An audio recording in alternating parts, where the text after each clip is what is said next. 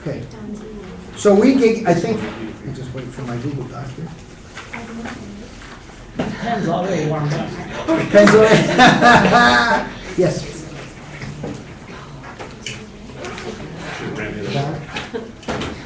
Good one. I did. 4 miles and then back. Right, I remember. Yes, I'm glad we did, and I recall that. Okay. Where is he? Could we begin by introducing our new student board member? Is that, I don't see that on the schedule, John, but I'm sure we can accommodate that request. I appreciate that. Point of order.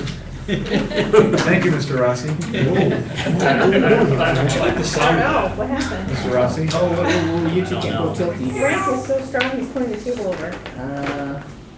I think you're. I can't- Well, let's not wait another minute to hear All the right, introduction, it is my John. privilege to introduce Abby Van Soos. She's a senior at T-Bird. She has been elected by her student body to serve as the student representative on the Board of Education. So Abby is a wonderful student and somebody who I'm sure will represent her peers very diligently. So, Thank you, Abby. So, Abby, can you take a minute and tell us a little bit about yourself, what you do? I run cross country and track and outdoor track. I do a lot of schoolwork and I'm very busy with that. Yeah, it pretty much takes up all my time. Good. And you're applying to colleges I actively? am applying to college. I think you're- Yeah. Great.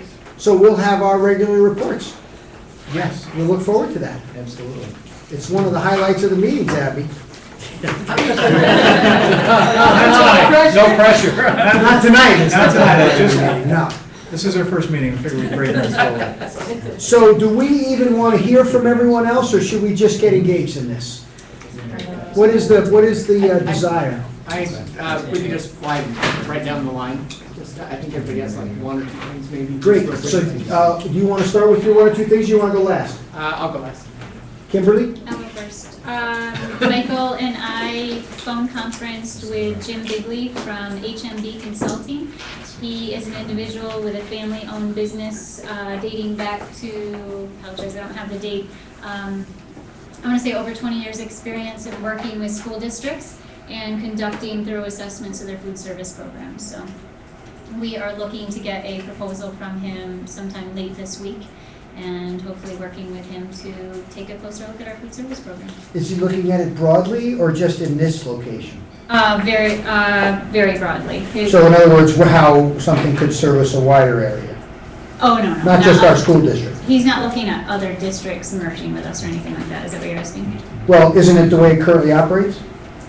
Doesn't the food service, doesn't that woman work across districts? Yes. Oh, yeah, she works in another district. He's going to look at our expenditures, our revenues. Okay, just for us? Just for us. Mhm. Okay. That's it? That's it. Mine is also quick. We are almost done with the first round of benchmark assessments, and next week we'll be having the data meetings for each grade level where we determine who needs what interventions and at what level. So we're moving right along into the data cycle, and curriculum-wise, we've been working really hard to get it up and going, and teachers are working really hard. That's it. So, any questions about this data stuff?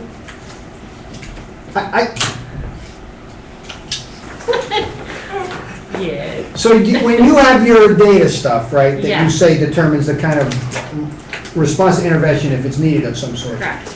Are you able, when you do that data, do you also look at this PBIS data that you started to generate? Which apparently is substantial, as Michael has informed me. Yeah, there's pieces of it that we share at support team meetings and at staff meetings and at grade level meetings. At the data meetings that are half day, those are academic focused. So we look at it in different pieces, but they're both considered RTI. We just have different focuses at different times.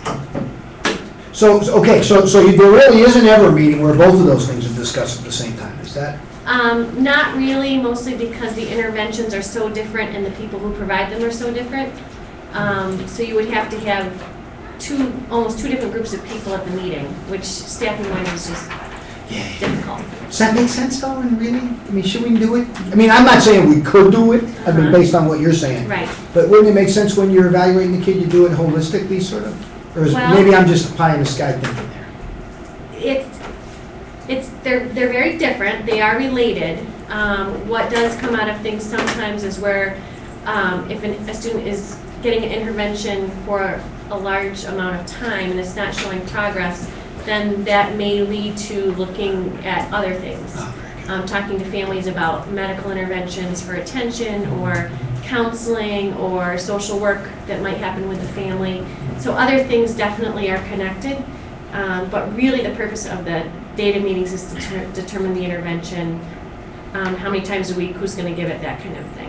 But that's very connected to support team where we talk about behaviors, emotional, social wellness, interventions, programs, agencies we can connect them to. Great. Exactly where I was. Well, at the last board meeting, Gary had asked if I could provide numbers for special education. So I did a little slip of paper here with our numbers since 2009-10. So I think I only made about 9 copies for the board members. So those of you I can share with you electronically. So the diminutive size of the paper does not reflect the importance of the numbers, Right, correct? or the amount of work It's that it the- comes it's- to create. So I want to know what I pay per hour to have somebody cut the paper this much versus what the paper would actually cost. It was if cut full after size. hours, so. It was after hours. It's off the clock. I was Is it eating- eatable? Is cutting the paper eatable? Eating. You can make yogurt on something. Yeah, there might be some I might, problems here. yeah, you might find some chocolate on some level.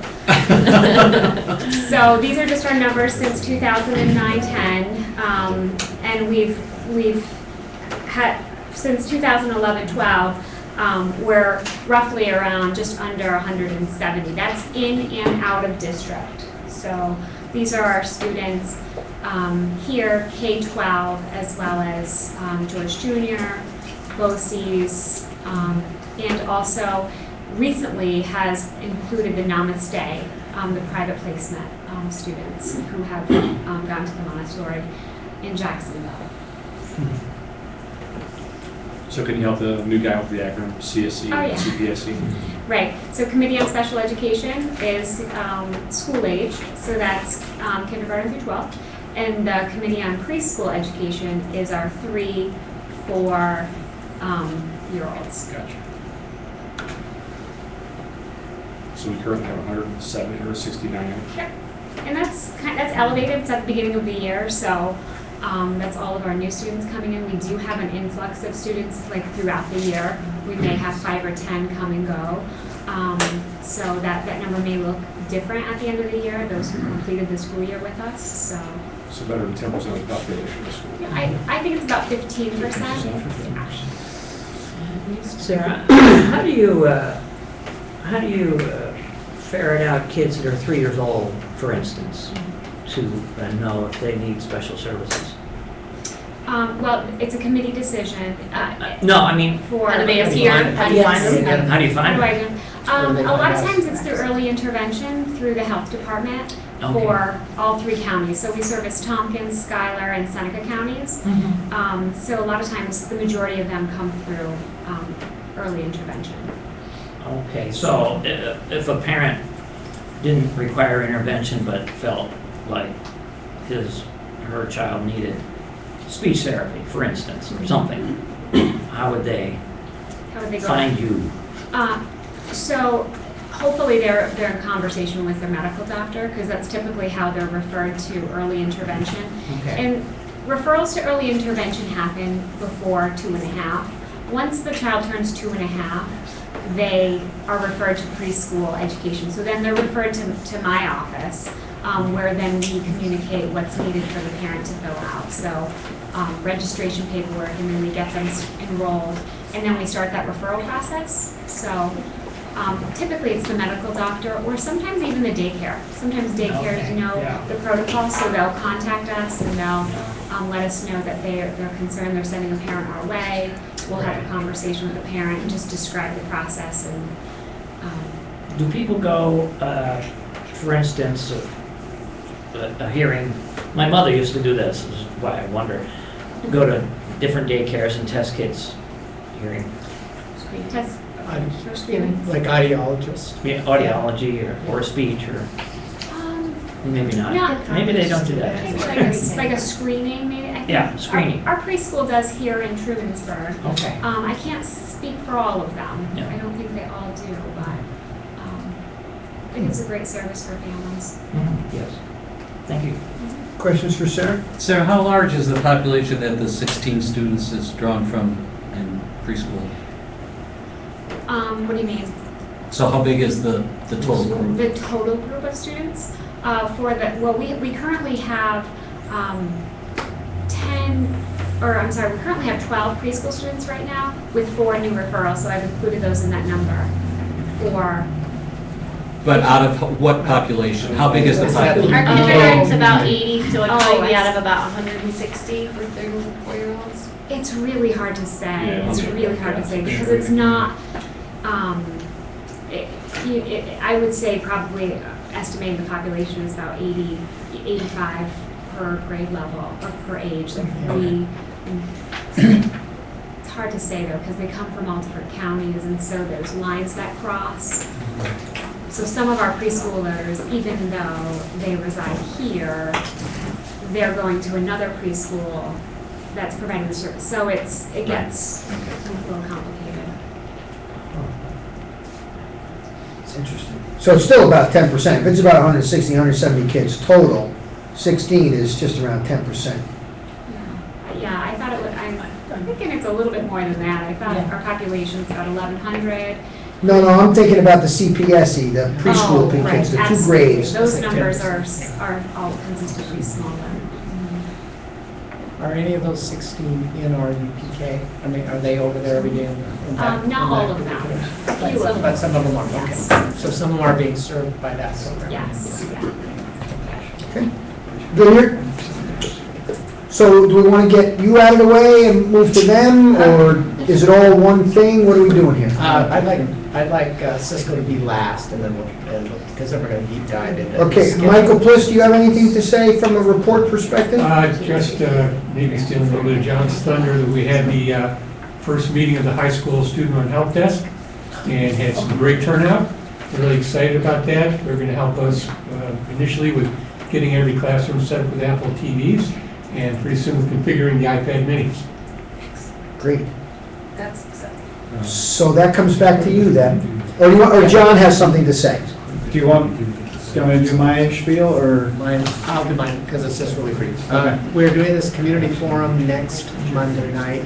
If you can attend, somebody replied you can't, you're out of town, but I do think it's really important to support and become aware of that part of the work that supports our district and the youth of our community. They do this big study and they're going to talk through the results, and I think it informs our work and it'll Can we stream it on the board site? that is a thought. I'll have to talk to Michael Bliss about What was the question? possibly streaming the community forum on youth next Monday night. You and I can talk about that. It's they're having the meeting at the Ulysses Historical Center, so we'll figure that out. Depends on the Historical Society. So, either way, Monday, 7 p.m. I'm guessing it'll go an hour, hour and a half. It's important. So, Any of the board members going? I'm actually going to be out of town, so I Where is can't. it, Michael? the Historical Society. Okay. This is where they sort of talk about the drug use Yeah, the and health use substance survey and abuse. stuff like that. Yeah, Yeah, I'm planning. I'll try it there. that'll be good if you can. To get No, one. I'm gonna try to get our counselors You to got a go. good chance. 7 a.m., Jake? I'll forget it. I'm coming to pick you up at 5 on Thursday. What? I think I'll get you before you crawl in. That's true. Okay, so it looks like they got issues here, so I'm not sure what's going on. All right. I wasn't anticipating that we were going to do Apple TV. So You can run it from that projector. not with PowerPoint. If I had knew the that we were using PowerPoint. Do you need help? I can help. Not. Isn't there, there's a jack right there. If you He's got it. want to plug in your computer, He's got it. He's got it. it can run right to this projector. He's got it now. Yeah, we're getting there. We just caught off guard a little bit. All right, so I'll start. It's held together with Sarah, the only plan. there's one for everybody. It's over there.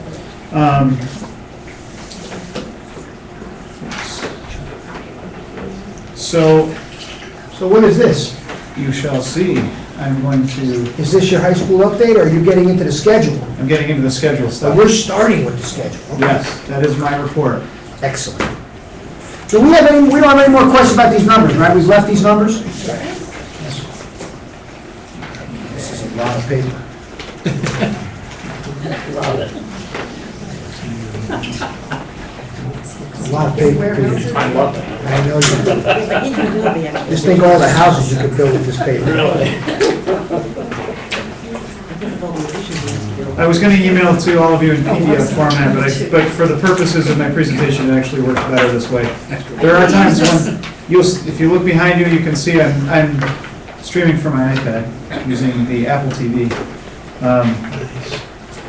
Which is just hooked to the projector, You can right? turn one of those back on. Which is just hooked to the projector, right? The Apple TV is connected to the It's a projector. box this big. Yes, Connects and up- so connects any one of to- us with an iPad could, Wi-Fi or Bluetooth? it's Wi-Fi, It's a Wi-Fi connection to the Apple TV. yes. Can So, you send those kids to um, my house, please? What I'm going to try to do in a matter of a few minutes is try to explain to you how the process goes of building a high school master schedule, which has taken me, I've learned over the course of 8 years as an administrator. So the first thing that I'm going to show you is the front page of the packets that I've handed out to you is the actual high school master schedule as we speak. And if you look up on the slide there, I intentionally just put that box there that shows all of the different blocks of time that are in our schedule. And it's intentionally fuzzy because I don't want you to try to figure out every little aspect of it. But the idea here is that that schedule represents 36 teachers, 9 of whom are part-time or shared between the high school and the middle school, all 12 of our departments. There are 82 courses that we offer within the context of this schedule. And that asterisk is there to remind me that those 82 courses does not include our special education 15-to-1 self-contained courses. Because what I wanted to articulate is that we have students that take 9th grade Regents English. Some of them take it in a regular mainstream class. Some of them take it in a co-taught class, which is a mainstream class with a special education co-teacher. And then some of our students take the same course in a 15-to-1 special education classroom. But they're all the same, it's all the same course, and on their transcript it reflects, it always looks the same. But that represents 82 individual distinct academic courses that we offer in our school. It also does not include things like study halls, lunches, the Learning Center, all the online Play-Doh courses that we have kids doing. So that's just 82 high school courses. Then we have, within there's 210 class sections that my teachers are teaching. So, if you look at this next slide, the piece of our school that gets very complicated and makes building the schedule here extremely complicated is the number of courses that are offered in single sections or in double sections. So this first slide, if you look at that again, I'm just trying to give you the idea of looking at the blocks. You can see all of those red squares are courses that are offered only one spot in the schedule. Things like AP Environmental Science, AP Biology, Transition Math, French 3. Those are all courses that are only offered one spot. There's 49 of them. And all the courses that are up there in purple are courses that are special education courses that are only offered one time in our schedule. So you can see the number of things that can only be in one spot. Now imagine that every student in our school wants 2 or 3 or 4 of those classes. So we have to be very careful about the patterns that we set up so that all of our students get the classes that they need, considering the fact that 28 of the courses that are up there fulfill a graduation requirement. That means those kids have to have that class. 17 of those courses are special education courses, which means kids have that on their IEPs. I have to get those kids into those classes. It's not a choice. 3 of the courses are remedial courses that students need before they can move forward with anything else in math or English. So those kids have to have those courses. And then the last point is that 7 of our AP courses are offered as singletons. And again, I don't want to be the parent or the person that has to tell parents that their kids don't get a particular AP class, because those usually are my high flyer kids that really need those courses because of a college plan or something like that. So that's the first layer. The first thing that I do when I'm building the schedule is concern myself with these courses. The second layer would be our double courses, or what we call doubletons. So within the context of our schedule, there are 30 doubletons.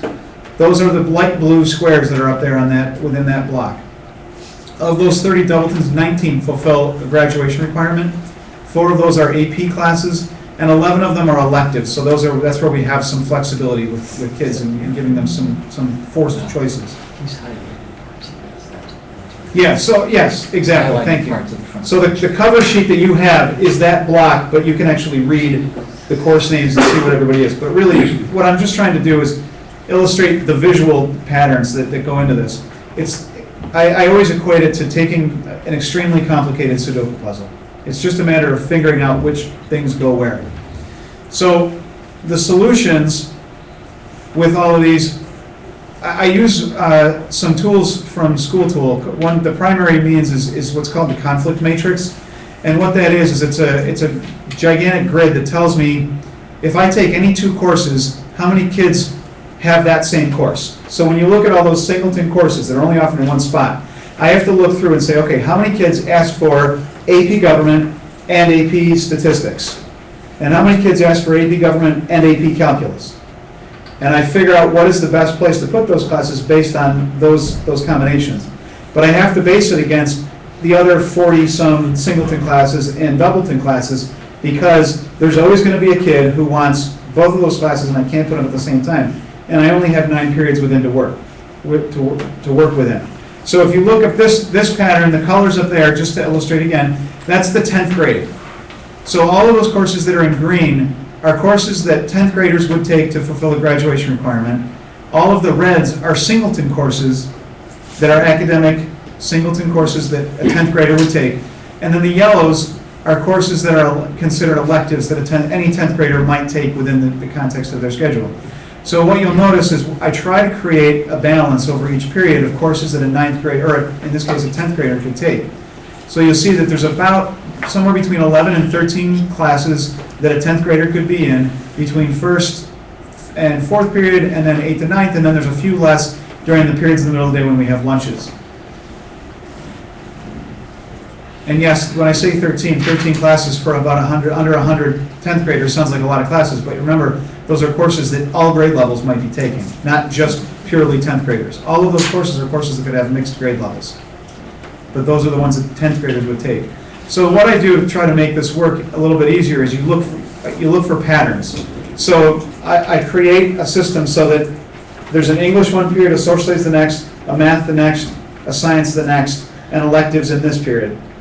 I work around, I try to match up some elective choices. So if I set up this pattern of English, science, social studies, math in these periods, then I'll make sure that there's a couple of choices for an elective in this next period. So a keyboarding class, an art class, a music class, etc. And I have to look for each of those patterns so that the kids get the choices that they want. Obviously, required courses come first as we're building student schedules. The ones that they have to graduate go into their schedule first, and then the electives come last. So within this, I wanted to just share some perspective in terms of how things have changed since I got here. Since I started here in 2010, we've gone from 122 courses that were offered in our course catalog.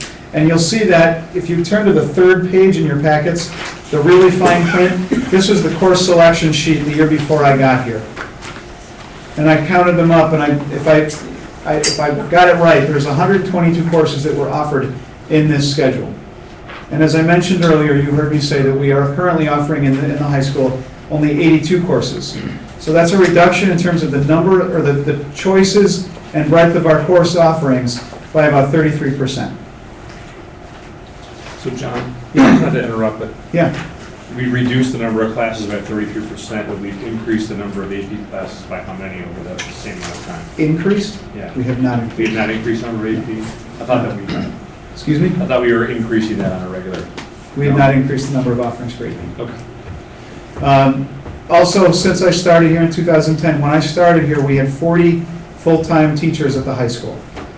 At present, and this is, you saw earlier, I have 36 teachers that work at the high school, but 9 of them are part-time. So when you add it all up, the number of FTEs that I'm utilizing in the high school has gone from 40, 3 years ago, to 29.87, because we're utilizing a lot of part-time folks. So you see that that's a 25% reduction in my staff over 3 years. And our enrollment as a high school has gone down 15%. So in terms of looking for efficiencies and trying to make sure that we're making sure that our schedule is lean and mean, but yet offering the kids the greatest diversity that we can within the context of our budget and all of the other things that we deal with, I still believe that we're offering kids a diverse program. However, it's important that you understand that we have lost quite a bit of things within the context of our schedule. So this is just an illustration. This is where those courses come from. We've lost 14 electives in English, 5 in social studies, 4 in math, 2 in science, 2 in language other than English, 1 health elective, 1 business elective, 5 technology courses, 2 music classes, and 6 art classes. Now, in some cases, we've created efficiencies. So English, those 14 electives represented different ways that students were able to meet the 11th grade Regents requirements and the 12th grade Regents requirements. So now, instead of offering 14 different 11th and 12th grade electives, we offer English 11 and English 12. So it's a change in how we do business, and again, I like to believe that my teachers give kids a sampling of all the different things that they had in those electives, but I would be lying if I told you that it's the same experience that kids had when they were able to choose things that they were interested in as their way to meet a graduation requirement. Also, art is a really good example of this. You know, we lost 6 different studio classes where kids were able to specialize in specific studio contents. Studio in textile, studio in painting, studio in sculpture. And now what we've done is replaced all of those studio courses with one class that we call Advanced Studio in Art. And Ellen does a very good job of trying to give kids opportunities to specialize in a single area, but having 20 kids that are all doing advanced studio art in one classroom is not the same thing as having 6 small classes with 5 to 10 kids in them specializing in a particular aspect of studio and art. So that's just a point for perspective. So what do our students see? Hey, John, before Yeah. you go, how many AP classes do we have? Did you flash it up there? I didn't put a total number of AP classes. If you look at our course offering sheet, I believe we offered 13 and are actually running, I think, 12 this year. That's just from memory. I didn't write that down. So I'm going to illustrate with 3 different student schedules for you up on the PowerPoint here. And these are 3 extraordinary yet common situations. So this first schedule that you're looking at is a 9th grade special education student who is in our 15-to-1 program. That's a self-contained program. That student is in that class. It's on their IEP. It's required. I have to meet that need. So if you look there, you can see that periods 2, 3, 4, and 8 and 9 are that student's 15-to-1 classes, the core content area classes. That means that those 5 periods are locked in there. There's nothing I can do. I can't change them. I have no flexibility in terms of that student's electives and what they can do during those periods. So I have to make sure that I can fit the electives in around those. So you can see the student is taking studio in art first period. That meets a graduation requirement for art and art music credit. And then the student's taking a keyboarding elective. That's the one optional thing in their schedule. And then they have a study hall and phys ed, rounding out their schedule. What's not scheduled in there is that this student did request Spanish 1B. Now, typically a student in the 15-to-1 program is exempt from foreign language. In this case, the student is not. So we do need to give them at least 1 credit of foreign language. So this student is not scheduled in Spanish 1B because it doesn't fit within her schedule. So we have to make sure that we're planning for the future next year. And I have to make sure that's, even though it's only 1 kid in that situation, because it's graduation requirement, I have to make sure that next year we make sure that there's a way for her to get that class in her schedule.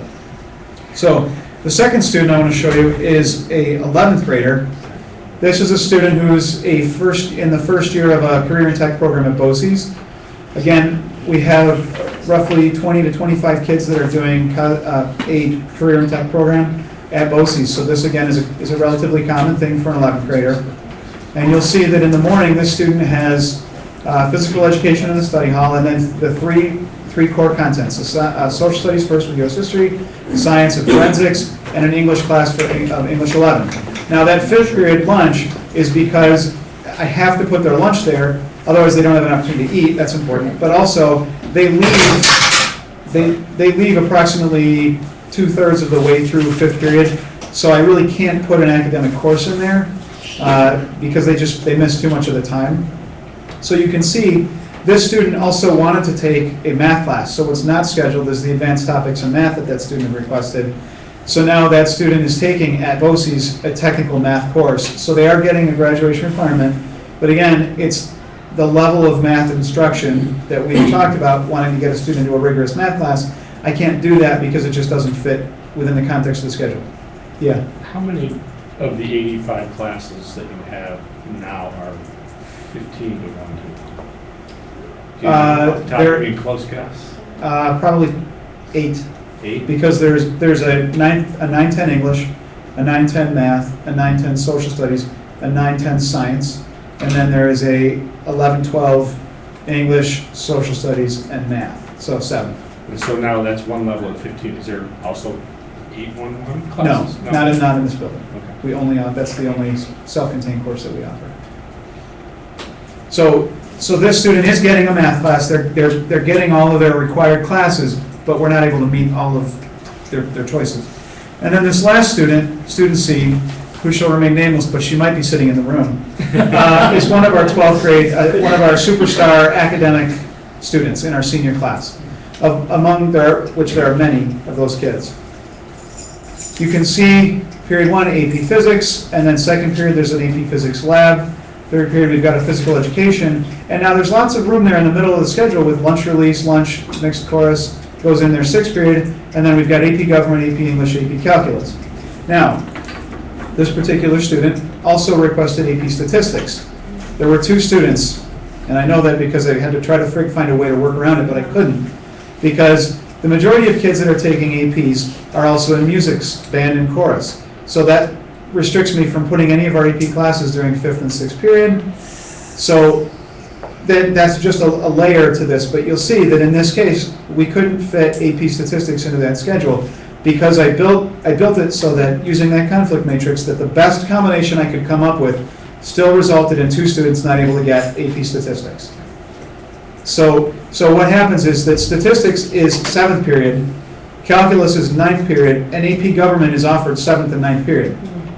So that there's only 2 kids in the entire building that have this situation where they want to take calculus and stats and government. But any other combination where I could have put those classes resulted in anywhere from 3 to 5 kids not getting one of those AP classes. So I always end up going with the least of all evils, and in this case, those 2 students weren't able to get AP Statistics. However, because I have a wonderful staff, we're able to meet that need through an independent study, and so the teacher is volunteering their time and the student is taking it on independently and doing most of the work themselves, but they're going to take, that hypothetical student who might be sitting in the room is doing an independent study in AP Statistics. Yes. What is the difference between a regular study and a National Honor Society study? It's just a level of privileges. Students who are enrolled in National Honor Society, when they have a free period or a study hall time, are basically given a free period and they don't have to be They don't really have to be accounted for. Yeah, We they can- get to go. We can go to the library and we don't I have to see. sign in, I stuff see. like that. Thank you. John, Yeah, what is the difference between a lunch release and lunch? seniors have the option, if they are in good academic standing, to apply for lunch release. It's senior privileges, and that means that they're allowed to leave the building and go out and get some lunch or go home, take a nap, come back in time for their 7th period class. Or siesta. So, it allows me to address the fact that I don't have room for kids in study halls, because all my study halls are packed. So, my seniors just leave. John, how does the New Visions Yes. program work with something like this? Is it the same as the BOCES thing where they're gone for the afternoon? No, New Visions, they're gone a much larger part of the day. New Vision students are only here for the first 2 periods of the day, and then they head down to New Visions. But they meet, within the context of New Visions, they're meeting the requirements for some of the AP classes or some of their graduation requirements. So they'll do English and social studies through New Visions and not here in the building. Typically what the kids do when they're here is a math class and phys ed. Typically my New Visions kids, I think they literally Most of them only come here to do phys ed and then they go down to New Vision. So, with all of that said, the one last point that I wanted to share with you before we go digging into the actual specific numbers is the number of students that are in our building that aren't getting something that they asked for. So this is taken right from a report that's run out of School Tool. So within the 9th grade, there are 17 students who did not get one course that they requested. There are 13 kids who did not get 2 courses that they requested, and 3 kids within the 9th grade who didn't get 3 courses and 2 that had even more than that. So you can look down the list, you can see that about a third of the freshmen did not get something that they asked for. And then it grows significantly as they get older. My seniors, about 2/3 of the senior class did not get something that they asked for in terms of an elective class. Or we had to find a different level of something because of these conflicts. When I first came here, one of the things that I'll just share anecdotally, I came from a high school where I had 1,600 kids and 130 teachers in a building. And I built the master schedule in that school before coming here. And when I left, my friends who I worked with on the schedule there teased me and said, oh, it's going to be a piece of cake. You only have 400 kids, 40 teachers, no problem building the schedule. And I will tell you that it's a smaller puzzle, but it's 10 times as complex, simply because there's fewer sections of everything. In our school, I think, I was talking to Michael earlier, and I honestly think I could only think of 2 or maybe 3 classes that we offer more than 3 sections of anything. So at that point of showing that I have to find a way for the singletons to go together and then the doubletons, and then the classes that we offer 3 of, there's only so many ways you can put it together, so kids always end up having to make a forced choice somewhere within that context. So, in Webster, where I came from, I had 14 sections of English 9, whereas here I have 5, and that's stretching it. That's where I have some stretch. But French, Spanish, all of my art, my studio and art classes, I have three sections, and that's an elective that almost every freshman needs. So, it's just a level of complexity. It's a smaller puzzle, but the pieces just don't fit together as nicely. So the reasons, again, going back to this slide, it's the conflicts between the course selections, as I mentioned. There's a conflict matrix that we use to try to resolve those and figure out what the best possible combinations are for classes. Some of our kids do ask for just too many classes. They just try to get too much into one day. I was looking at the 9th graders that had more than 3 courses that they didn't get, and it was kids who asked for, as freshmen, they wanted to get into forensic science, which is typically something that our seniors take. So when I'm building it, I'm working around the senior patterns, not the 9th grade patterns, so it just doesn't fit. Kids that wanted to get multiple art electives as a freshman, where typically most freshmen only take studio and art. So kids that are taking or looking to take courses outside of the norm for their grade level. So, and then finally, the elimination of courses, because there were courses that we had on our course selection sheet, which you'll see is the second page in the handout, that course request sheet. That's what we gave out last year in January to solicit students' requests before building the schedule. And some of the courses, and if you look on there, I highlighted, it doesn't look as pretty and gray as it did in yellow on the screen, but all the courses that are highlighted are courses that we were planning to offer but are not offering in this year's schedule. Okay, so the last point that I will share is after you get through the first 3 pages, the 4th page begins the pages that look like this, with the gray stripes. Those are, this report, the rest of the following pages is what we call our section load view, section load report. This is every single class or course in the building, and then the classes laid out by the number of kids that are in those classes, the number of boys, the number of girls, the number of students with IEPs in the class. And so I wanted to share this with you so that you could look and see. But taking everything that I've said into account, you will see that there are classes where we have low numbers, there are classes where we have high numbers. A lot of that is because based on the requests, I staff based on the requests and I offer courses based on the requests. But then when I actually get into making the schedule, there are kids that just aren't able to get the classes that they want. They flip into something else where there might be more sections of it. So while I'm offering one section of sports marketing, I might have 15, 20 kids request sports marketing, but not all of those kids are going to get it because it's only offered in one spot. So it looks like it's a really small class, and we don't have a lot of interest in it, yet it's really not about the interest, it's about the logistics. So those kids may end up taking something where I have 3 sections. So you might have a senior who decides, well, I was trying to get sports marketing, but I couldn't get it, so I'll take keyboarding, which has 3 sections. So now the enrollment goes up in those larger courses, but it gets more difficult in the singletons. That's why I've tried to create efficiencies, but ultimately what ends up happening sometimes is that the enrollment just declines and the course bottoms out. One place that I will let you, I'll tell you right up front, one place that I know is going to be a bad press for us is physics. If you look at my physics class, right now there are 2 students taking Regents Physics.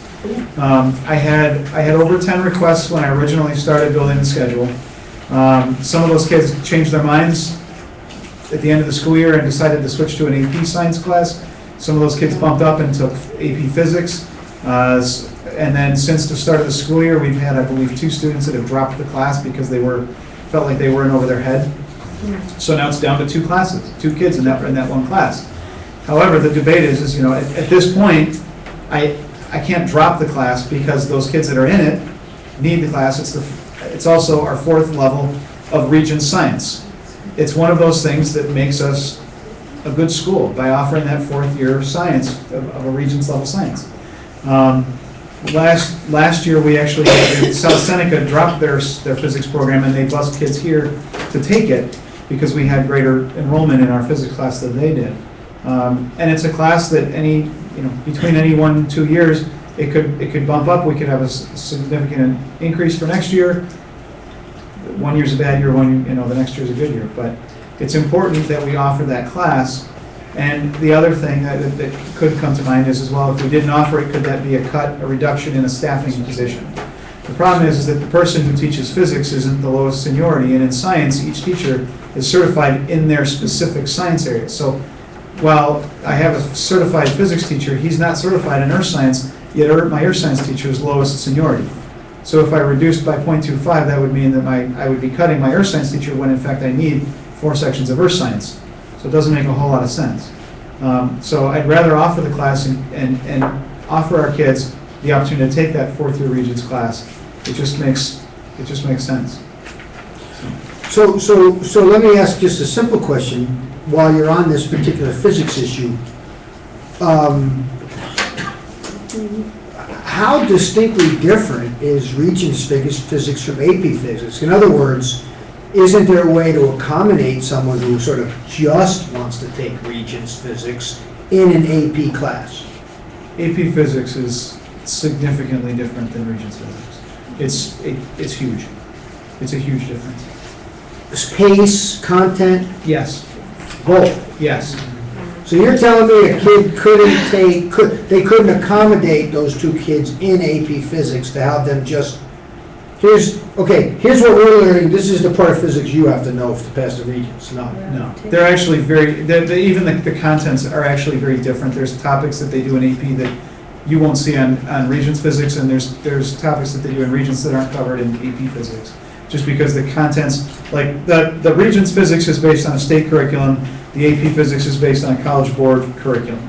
So Does it sound silly to you why we're teaching 2 physics classes like this? I mean, I know a lot of people who take Regents Physics and then take AP Physics. Yeah. Because they feel they need the year of physics before AP Physics to become prepared for it. Yeah, which is also why we had a much larger enrollment in Regents Physics last year Yeah. than we do this year. We have- So it's a little bit misleading. So it seemed exclusive to me. What you're saying, it's a sequence. It's a stream? It can be, it doesn't have to be.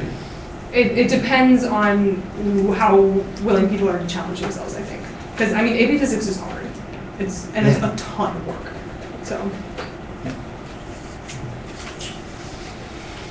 But there's other courses that are in that conflict, or in this course section load report. You'll see things like AP, I think it's AP US History or AP Government, one of those 2. I believe it's AP US, where we have 2 sections. One of them is really large and one of them is small. So I think there's 8 students in one and 18 or 20 in the other. You say, well, why don't we balance them out? Well, why do we do that? And it's because of those issue of conflicts. That's the nature of the courses that those kids selected that I got the best fill rate in terms of getting as many kids into that course that wanted that course in those 2 periods, even though they're not balanced between the 2 periods. Ultimately, I got everybody that wanted the class into the class. So it just doesn't always balance out nice and neatly. So you can see that within the context of all of this, when we talk, Cisco's going to talk about the middle school schedule, but you'll see that the nature of the beast is, they're similar in some ways, but they're very different in other ways, in that the middle school, everybody has to take pretty much the same stuff. There's a couple of areas where they have a little bit of choice, but everybody has to get everything. So they have a different level of limitation. I have flexibility because, kids can make choices. I can change the electives. But the challenge is that in order for us to maintain our stature as a quality high school program, we have to offer a breadth of electives. We have to give kids those choices. Because the next layer of cut, the next cuts that come at our high school, we will lose the opportunities, the options, the honors courses, the AP courses, the Learning Center would be an area where we'd start cutting, just because we would lose, I wouldn't have the staff to do it. Right now, as it stands, I'm losing staff for silly things, like my dean of students does lunch duty twice every day. Instead of being the dean, she's covering lunch duties because I don't have enough staff to cover lunch duties. I don't have anybody to cover my secretary's lunches because I don't have people to cover the study halls those same periods. So we have to close the offices during lunch periods. We don't have, last board meeting, you heard the middle school, they're looking for additional support staff because they can't cover supervisions. We're having the same problem. We're trying to find some ways to cover things internally, but we're just closing things. And the cool thing is that we have high school kids who are a little bit easier to supervise, I think, sometimes than middle school kids, maybe sometimes not. But the issue is that we are in the same boat that the middle school is in terms of we don't have the bodies to supervise. I included on the back of that first page is my support staff schedule, so you can see that every single one of them is used every period of the day. You might say, well, gee, Sue Gordon has hall duty the last period of the day. Well, that's because her day is actually offset. She starts early to do the crossing guard duty out front of the building, We're very thankful for which that. we really appreciate. So she starts early, so she actually leaves halfway through 9th period. So that hall duty is just a way for me to say, okay, well, stay busy for the last 20 minutes that you're here. But really, every single one of my staff is fully engaged every single period of the day, and taking on additional stuff voluntarily, like independent studies to help kids out that couldn't get stuff. So that's the high school schedule in a nutshell. John, can I ask, you're talking about the AP stats, independent studies, so when does the student and the teacher actually together? I go in during the NHS study hall. Because Is that his Mrs. prep Swarwood then? looked at my schedule and looked at Mr. Voorhees' schedule, and she switched around my gym, so I have a free period, the same period he does every other day. So you go in during his prep? Yeah. So there's no other students in there, he's not Yeah. trying to teach this class and Correct. have you do something over here? Yep. Mr. McGuire, that implies then that the teacher is giving up prep time to use for other classes to meet for an academic. I know, really, what I was just trying to see if there were students in there at the same time. So either So way. let's hold on. Do you have a question? John, just a point of clarification, so the numbers in parentheses are enrollment in those grade levels? Yes. Okay, and then just maybe for the rest of the group, can explain the AB part of this schedule? A days and B days, yeah, we're on a 2-day rotating schedule, and that's really, the primary reason for that is because we have the science labs that are offered every other day. So you'll see that most students, if you look at a typical, here's the 9th grade schedule, this one, yeah, you can see that the phys ed during 9th period is opposite the science lab. And that's what we try to set that up for most kids that way so that it balances out. That's the reason for the AB. Okay, John, so since you're at this thing, this is the one note I took as I'm trying to absorb this. I have absolutely no idea what you're talking about relative to where we go next with this, but you did a good job of explaining it. When you say have to, this was the slide you said, I have to do this. Yes.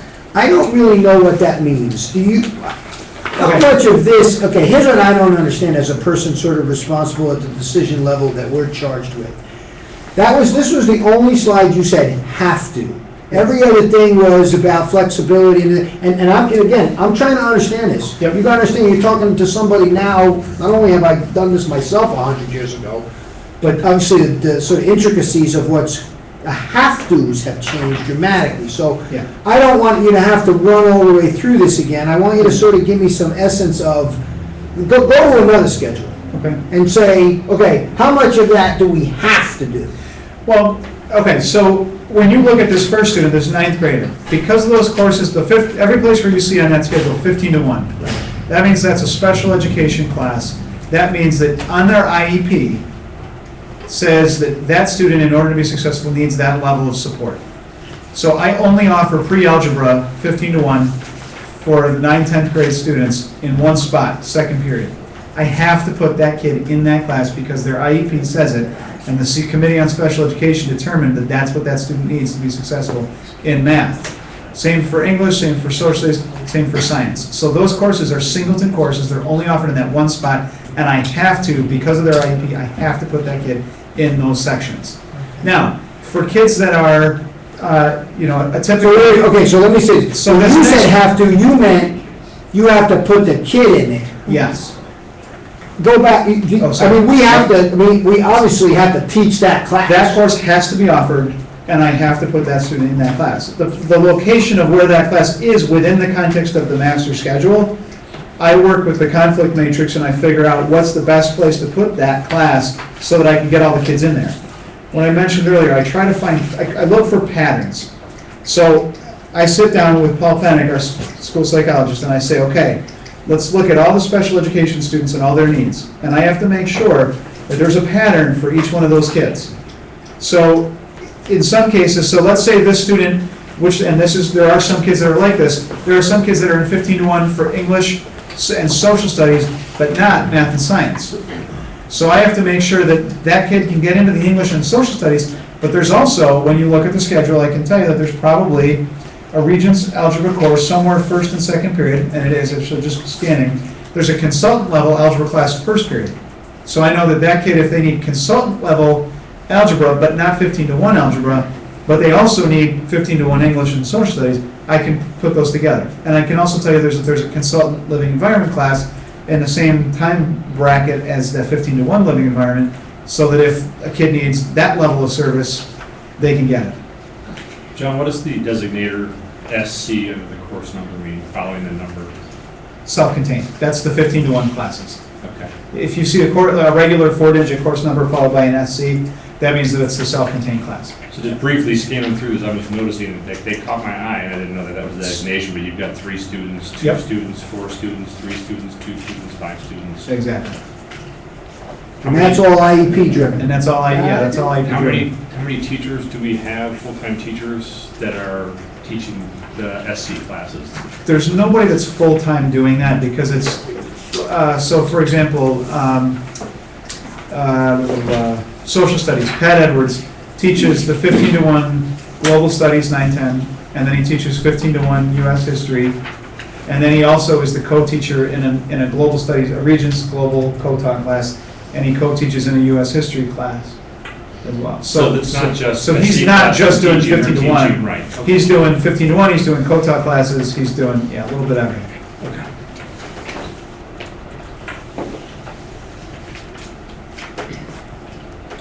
Other questions from the board for John? John, did you tell us how many sections there were at some point, or was that? Total Yeah. sections, yeah, that was like in the very beginning, it's 210 class sections. And again, that doesn't include things like the Learning Center, Study Hall, Right. some of those. So if I counted up all these boxes, it wouldn't add up to 210. No, it's more, there'd be a little bit more, there's more than that, because there's 200, like each teacher can only teach 6 periods, Yeah. and then they have a duty, a prep, and a lunch. So they're actually only, they're teaching 6 periods out of each day, so if you, and then there's part-time folks in there. But you could count up, you could count up the number of classes that each teacher is teaching, and it ends up and some of them have 2 because there's a first semester course and then a second semester course, so you take forensics 1 first semester and then astronomy second semester, or forensics 2 second semester. Does the 10 count self-contained classes? Yes, I believe I did count those. Yeah, what I did is I just took this and I went through and I went, okay, 1, 2, 3, yeah.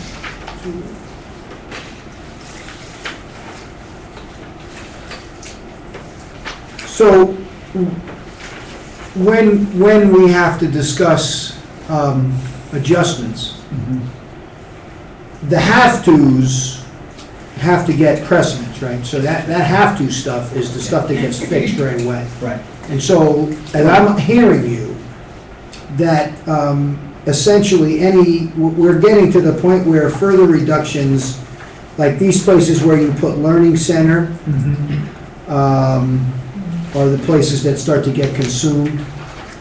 Where we would start losing is the first things are things like, right now, I'm offering, oh gosh, I'm trying to think of a good example, but, well, AP classes. So right now, I offer 2 sections of AP government, and I believe there's 3 sections of government and economics for 12th grade. So my seniors, there's 102 kids in the class. I have 5 sections of 12th grade social studies. 2 of them are AP and 3 of them are just the standard state curriculum, government economics. Now, I could theoretically, there's 30 kids that ask for government. I could, for efficiency, say, you know what, we can't offer AP government anymore. Everybody takes government economics, and I could cut that to 4 sections with 25 kids to a class. 25 kids in a class is not a big deal. So that cuts me a section. That's 1/6 of a social studies teacher. Do the same thing in 11th grade, get rid of AP US History and just offer US History. I go from 5 sections to 4 sections, or 4 sections to 3 sections. Those are levels of efficiency that I am forced to go to next, because I don't have any place else to go in terms of cutting staff. Special education, the learning center would be one of the areas where we would end up cutting. And that's where, we would go back to the old school, send kids to an ineffective summer school. So, it's our RTI, that's our RTI process, so. It's going to probably inevitable that we're going to have to make some hard decisions. You're going to have to. But just like from what Frank had mentioned earlier, nice to haves and need to haves, it would just seem to me that you've got 18 people taking AP physics. It's nice to be able to have 2 kids get a flavor of physics, but more than likely those 18 students who are taking AP physics really need that to go on to what they're going to do at the next level. And I would hate to see a class like that get taken away, so we can keep it nice to have thing. Well, but Regents Physics is also a course that a lot of colleges are looking for. So you have, the reality is that I would cut AP Environmental Science or possibly AP Biology before I would cut Physics, because those kids that are taking some of those AP Sciences could take Regents Physics. But the need for that middle group that's going to take Regents Physics is a greater need, because colleges look for kids to have taken physics before they, so when you're doing your college applications, as long as I have maybe 1 offering in AP Science, if I continue to offer maybe 1 instead of 3, that's an efficiency. But the reality is that we need to offer kids the physics, because I have kids, a lot of my kids that are in the middle ranks of kids need to be able to take physics. Now this year, you're right, there's not a lot of kids that signed up for it, but I need to have that. That's the 4th level of Regents Science. So it's just that we're very fortunate to be able to offer them lots of choices for 12th graders to take APs. So they take those instead of taking the state Regents Physics class. So the one last point that I'll share, I had a little sticky note that I brought in just to see if I had an opportunity to throw in some of these points, but we've talked about the fact that we're doing the LAP, the Learning Local Assistance Plan. So one of the things that we did as part of that is Michelle Robinette, our data coordinator, did a focus group with a group of students. And I purposely picked just, average T-Bird kids. I didn't try to get all superstars. I didn't try to get kids in this subcategory or this subcategory. My support team just picked essentially 8 random kids that reflected the diversity in our school. And what Michelle shared with me is that, to a T, every one of those kids mentioned the special nature of Trumansburg School, that they are kids who all shared things like, you know, I don't really like school, but if I gotta go to school, this is the one I wanna go to, because I really like it here. They shared that they see a loss of the offerings, because one of the things that they like about T-Berg is that they have lots of choices, they have selections, the science electives, and they noted that they see that they've lost the ELA and social studies electives, and the math electives, because we aren't offering this year consumer and business math, math for your career, sports statistics, some of those courses that kids have, that they were pretty full courses last year.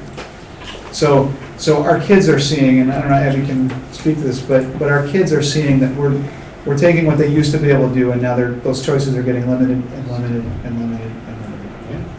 So. Does anybody here didn't know that? Right, but it's not news, right? We all But it's knew that. but for me, it's interesting that the kids really notice it, because you know what? Honestly, teenagers, most teenagers, I don't think they would pick up on that. There's a lot of kids in our school that do pick that up. But just the fact that it came up as part of a conversation with a focus group, that is something that's very distinctly noticeable, that they're losing choices in our school. And I think, among my friends, something we're all very thankful for is that we've had the opportunity to try stuff like Brain and Senses or creative writing, stuff like that has expanded our ability to do a diversity of different subject matter and learn in different ways. And it's something that's, I think, is really important to a well-rounded and full education. Further questions, Gary? Yes. Indeed. You picked the perfect person. Good job. Hey, I gotta get my shot. This is my opportunity. Can you Get tell me shots. what PE support is? We have 2 students that are in the 15-to-1 special education program that have very significant needs.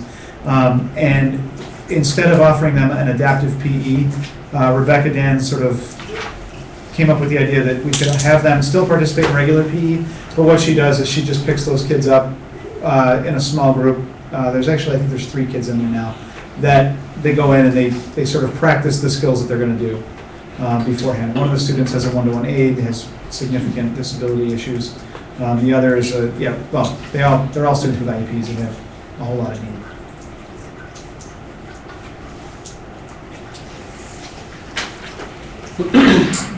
This tape is aggravating the hell out of me. Is there any other questions? I don't have blame you. We're gonna figure it out. There's something going on here. Oh, something cracked. Other questions? About John? Okay. Not for this meeting. Thank you. Yeah, I think we're probably gonna, I think this is a process for us too, right? This is a process for us. At one level, I guess the only thing I'll add before we pass it to you guys, and I'm not sure what sort of order you're gonna go in, is that, you gave us this sort of global view, right? And I think one of the things that is the maturation of this discussion for us is, what's the labor aspects? What are the labor aspects that tell us how this gets done? And I know it's acute for you, because you've got 2 certification issues in your building.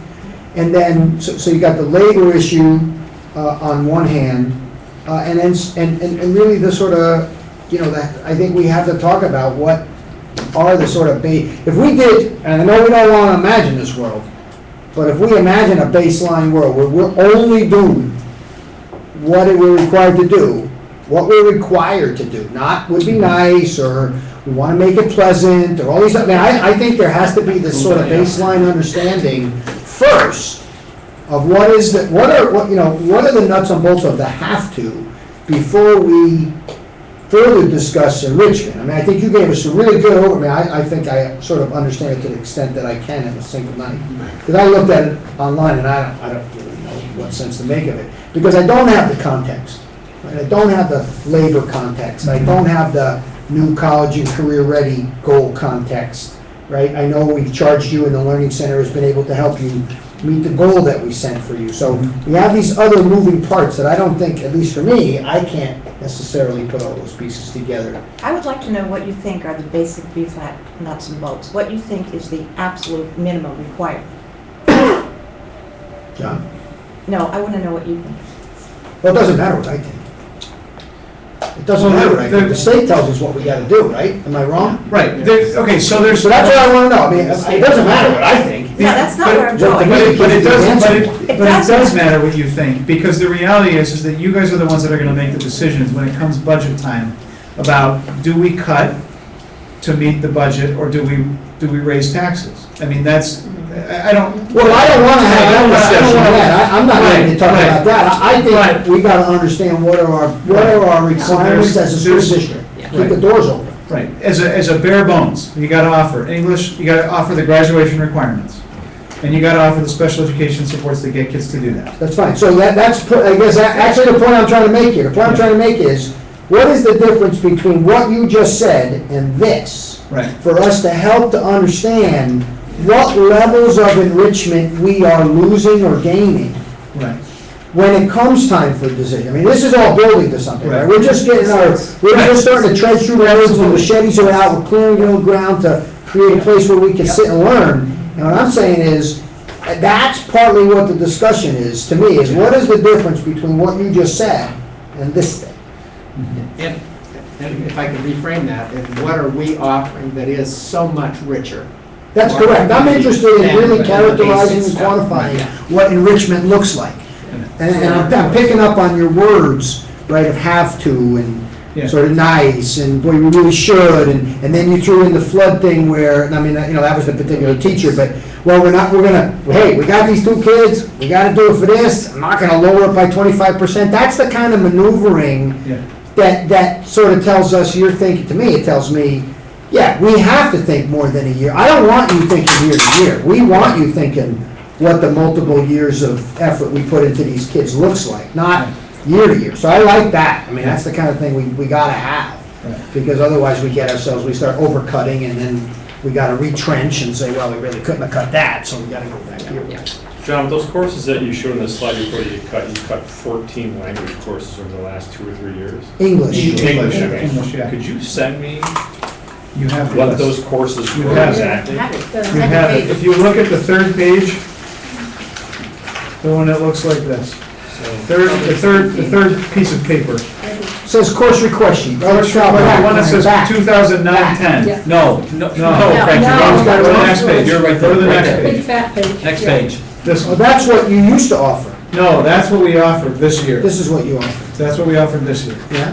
The next The one that piece of says paper, the small one, the one that's got the Yeah. finer And print you than have them that. highlighted which ones we're not offering. Right, I highlighted them on mine so that I could articulate it if you had that question. But if you look basically under the English 12 offerings and English 11 offerings, none of those exist, almost none of them exist. The only one that hasn't been, well, let's see, all of the English 11 offerings are gone. And we offer now, instead of those courses, we offer English 11 Regents and English 11 Honors. Under the English 12 offerings, we've eliminated all of those, and we offer English 12 and English 12 AP Lit, which is up on the other, in the other up part. So those sections where it's sports So, literature, theater yeah. arts, crime fiction. I think creative writing is. Creative writing is still offered, but not as a, that's a pure English elective. But, and journalism, Jane George does as an independent study with a couple of kids. But if you look at the course offering sheet for this year, I was trying to continue to offer in English.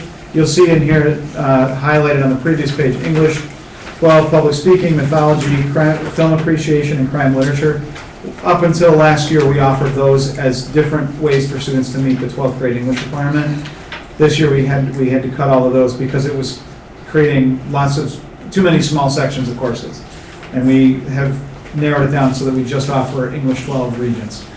Do you think that by maybe taking some of these options out of the way, that this is almost creating more of a common core curriculum that's going to go into depth of what they need to become college ready and career ready? Instead of having such a wide variety of Well, classes? I mean, crime fiction, is that helping them become crime or? No, the idea is that it allows students to choose something that they're interested in, Right. so that the nature of the novels that they're reading and the nature of the content that they're studying is a little more focused, and allows them to delve into a specific genre of literature. Well, it also gets them ready for freshman writing. Right. if they go to college, it gets them ready, because that's what they'll do in college. Freshman writing is all about these I think Cornell teaches like 70 or 80 of these sorts of things. So it does, there's an argument to be made that there's a lot of college-ready stuff in these offerings. So you want to drill in a little bit more, or you want to move on? How do we do this? John, can you tell us on 910 what's not offered anymore? So all of those English are eliminated? So all those Englishes are gone. If you go down through social studies, we don't offer U.S. history through film, women, war and peace, local history, current events and issues, Latin America, revolutionaries, junior, senior. We're not offering Spanish 5 or AP French.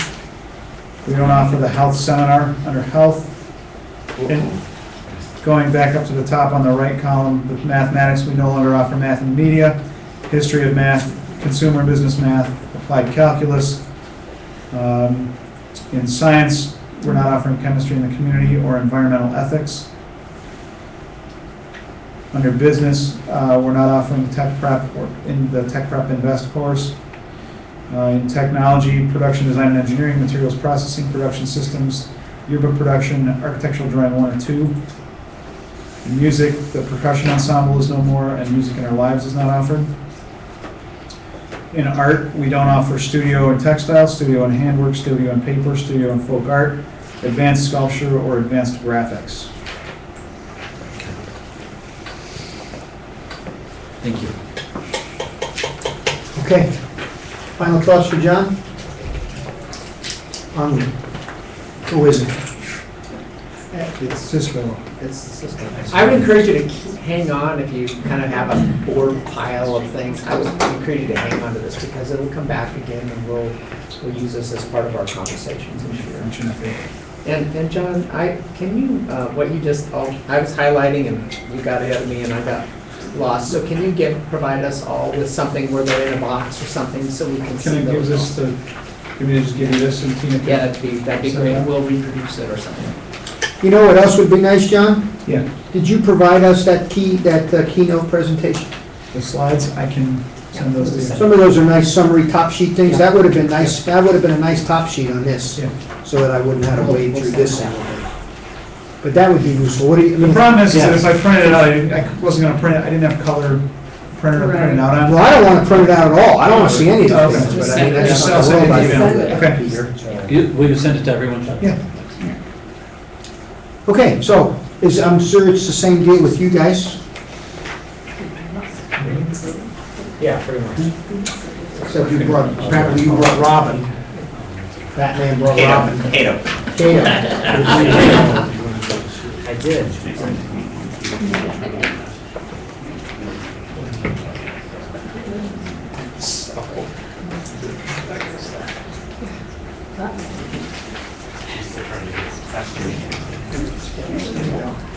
It's coming, right?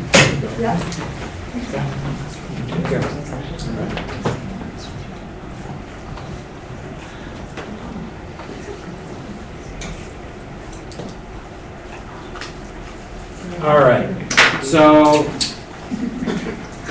my objective is, one, not to burn you out.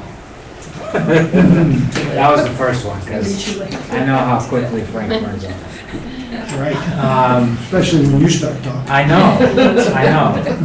I start talking about like gushy, He's getting closer. gushy stuff, That's right. and then Frank gets all. We don't want any of that touchy-feely I stuff, know. just the facts, Just the pal. What do you gotta facts. do? So part of this is that I'm going to expose you to Part 100, which dictates everything that we do.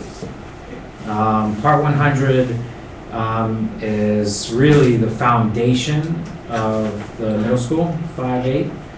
Without it, it's basically our Bible. So everything's built upon that. So when Bryce comes up, he'll talk about how the schedule is built from part of these regulations. So we'll just jump right into it. So the program requirements for students in 5-6. So you hear me say this a lot, that our building is split certification-wise, 5-6, 7-8.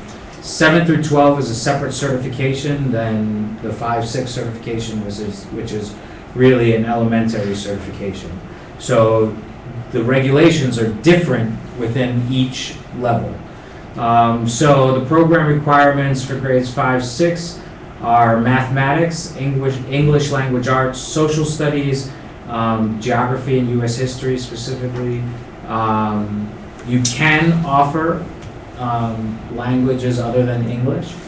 The arts, career development and occupational studies, and health education and physical education, and family consumer sciences. So when we look at the schedule and we build a schedule, this is what we're thinking about. What is in the schedule that we have to have that meets Part 100? So is there a color differentiation? Why are those? So I wanted to draw your attention to those things because right now in 5th and 6th grade, we don't offer any languages, right? Because Part 100 actually says you have to offer it in middle school, but by 8th grade, by the end of 8th grade. So I brought it's in red so that it draws your attention to it as something that is not necessarily done in this grade level, but still is done in the middle school. Also in family consumer sciences, it's one of those sort of quirky ones where people are like, oh, maybe we can ignore that one, but you can't, because there it is.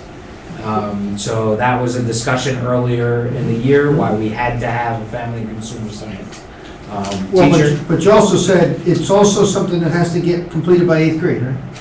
It doesn't have The to be something, requirement. it doesn't have to be something that happens in 5th and 6th grade. It doesn't have to happen, but a certain amount of units of study need to happen by the end of middle school. And we'll get to that in a little bit. So they're required to take certain assessments, the English, language arts, and mathematics in 5th and 6th grade. And then any AIS services, academic intervention services, need to be provided to any student who scores a level 1 on the 4th grade assessment. They can test out of it, so if they are tested and at the end of it we deem that they don't need the service anymore, we can get rid of the service, but we need to have a service for them to take. These take the form of ELA labs, which you'll see later. These are the required assessments of 5th and 6th grade. I just put the schedule of them in there so you can see sort of what April through May looks like at the middle school. Every student in the building takes an assessment. I'm just talking about 5th and 6th grade right now, so this is the ground level. So that's what assessments are taken in 5th and 6th grade. In 7th and 8th grade, I just put the definition of a unit of study. It's 180 minutes of instruction per week throughout the school year, or its equivalent. You need to have social studies, science, math, technology education, home and career skills, physical education, health education, the arts, library and information skills, languages other than English, and career and development and occupational studies. So what you'll see in red there is that you need 2 units of study. So by the end of their 8th grade experience, they need to have this, the 180 minutes plus in some of those units of study. So where health education, they have to have a half a unit of study. It just means that by the end of their middle school experience, they have to have a half a unit of study in health and education. So whereas in the other levels, it's not dictated by a unit of study, minutes. It's dictated by more exposure. This is dictated by actual minutes, creating sort of the underpinnings of credits, if you want to look at it like that, like a high school credit. Yes. The library, 7 and 8? Interesting, huh? Uh-huh. Okay. Just Just something I put in red so you can look at. 1/5 unit of study in the visual arts. Is that what you're, oh, library, number 8, number 9. Well, yeah, right now, per that's week, so gonna 40 be minutes. difficult to Per do. week. Per week. This is part 100, so this is what the state regulates us to have, at the minimum. Okay, so just drawing your. So how much trouble do you get in when you don't follow that? There's not really part 100 police, Yeah? but if they audited your curriculum or audited your school in any way, you could get, they could slap you on the wrist and say, do that. And you'd have to. So by not doing it, you run the risk of 1 year all of a sudden having to put a lot of stuff back in.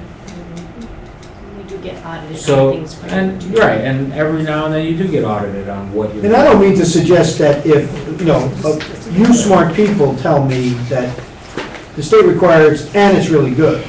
I'm sort of looking for, what are we mandated to do that if you had your druthers, we might do differently? I think I that, don't have my druthers, that's what I'm showing you. everything's sort of based on the $11 million we get from them, from the state. I'm just telling you a bare minimum.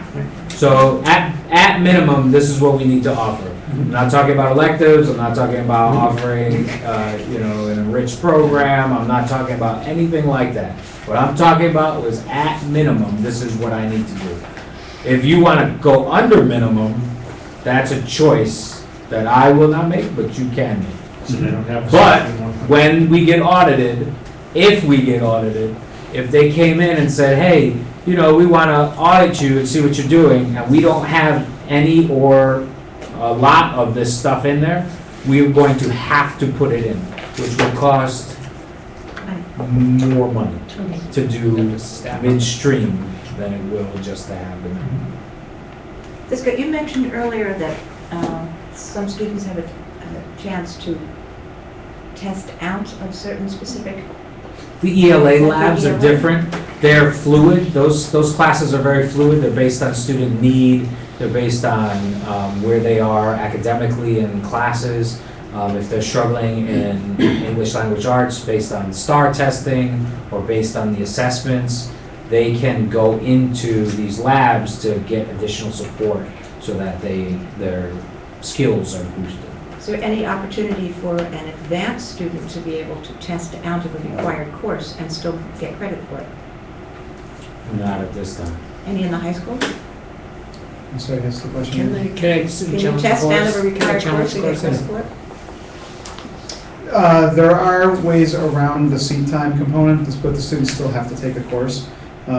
We have some special circumstances where students are doing online learning, where we have, the commissioner has gotten away from the seat time requirement, but the students still have to take the class. So we have students that will take online versions occasionally and test out of it, but typically, the majority of those kids it's because of alternative, and they've already tried sitting through the class.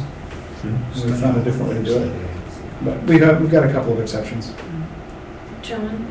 Do we still have students taking college classes as well? Yes. Okay, and that just doesn't, Within the context of this, several of those courses are offered as dual enrollment. or- Okay, great, thank you. Sorry, I should have asked that earlier. What else you got? Back to me? Beyond All right. basics. So grade 8 acceleration. So in grade 8, you have to offer acceleration in at least one of the following areas. We offer it in math and science in the form of earth science and pre-algebra.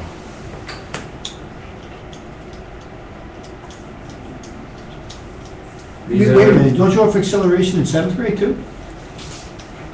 Think about honors. Well, I don't know. Yeah. So it's 7th grade too, not just, Yeah, but that's what we have to offer. It begins in 7th grade. Right. In order The to- process. The process begins in 7th, but in order to complete it by 8th grade, it has to start. Oops. I went too. These are the required assessments in 7 and 8. In 8th grade, they'll take the science assessment. And this is what that looks like. Oops, I didn't change that. I should say 7 and 8. The 8th grade test is broken up into 2 different tests, the performance and then the written. And it's all separated out. So again, the whole school, 5 through 8 is taking assessments during a certain period, and then 8th grade will then take another assessment in May and June.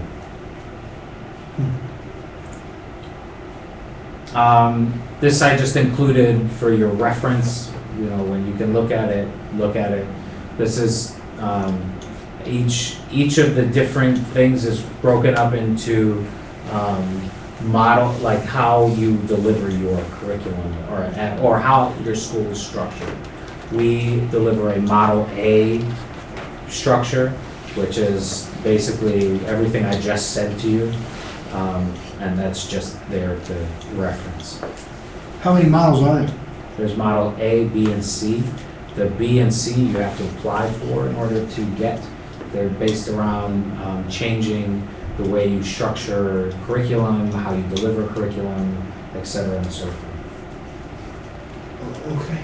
So But they're temporary things. So the Model C, I know, is only 5 years, so you'd have to reapply for it every 5 years. So is it considered like, is the letter denote a lower standard? No, it's just different. It's just a different way to offer. There's another way to offer it.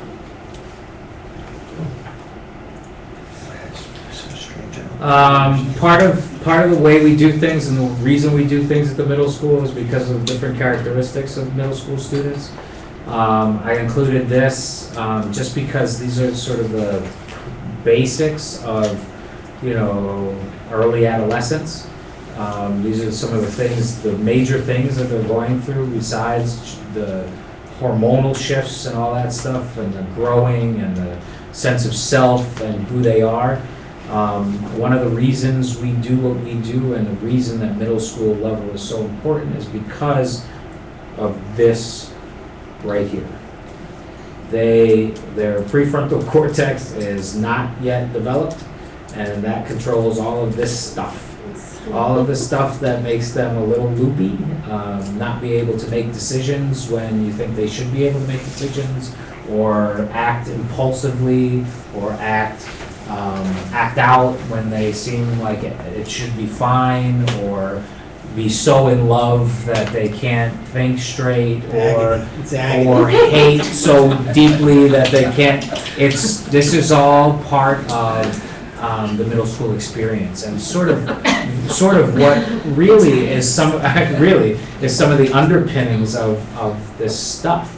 I included a link at the bottom of this slide so that if you wanted to reference this article that I pulled this from, you can. And we'll get a copy of these slides, because we don't have Yes, these. no, you don't. Okay. No, because I didn't want you clicking around, Frank. Never mind clicking around. It'd been nice to study this before I came. No. Same with him, I it's like got good shocking. slides. Yeah, I don't like No, that. Frank, I I like get holy shocking. heck if I don't give you my That's exactly presentation right. first. I know. Especially with money. So, what I also included was the criteria that the National Forum for Accelerated Middle Grades Reform has started to include when they do basic audits of schools to watch. So these criteria are essentially what they believe make good and successful, high-performing schools. So I'll just read through them, and you can read the bullets later. So the staff creates a personalized environment that supports each student's intellectual, ethical, social, and physical development.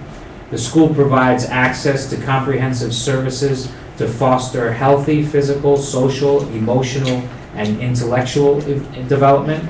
Teachers foster curiosity, creativity, and the development of social skills in a structured and supportive environment. The curriculum is both socially significant and relevant to the personal and career interests of young adolescents. Teachers use an interdisciplinary approach to reinforce important concepts and skills and address real-world problems. Students are provided multiple opportunities to explore a variety of rich topics and interests in order to develop their identity, learn about their strengths, discover and demonstrate their own competence, and plan for the future. All students have the opportunity for expressing a voice, posing questions, reflecting on experiences, and participating in decisions and leadership activities. The school staff members develop alliances with families to enhance and support the well-being of children. Staff members provide all students with the opportunities to develop citizenship skills and to use the community as a classroom to engage the community in providing resources and support. And activities include both boys and girls and students of all skill levels. Part of the reason I include this is because when we make decisions, these are the underpinnings of everything I say. When I say we need team, this is why I say it. So a lot of this you'll see has to do with dealing with students in a more personalized manner. Because they are 10, 11, 12, and 13 years old. I was talking to somebody today, and they were saying, you know what? I'm not sure why they just don't get it. I said, they're like 10 years old.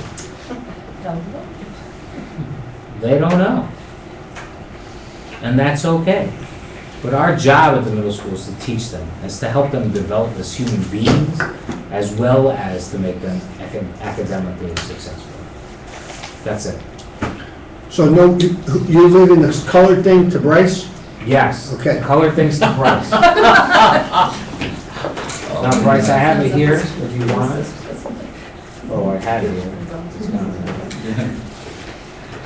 Or you can use that, the thing that you.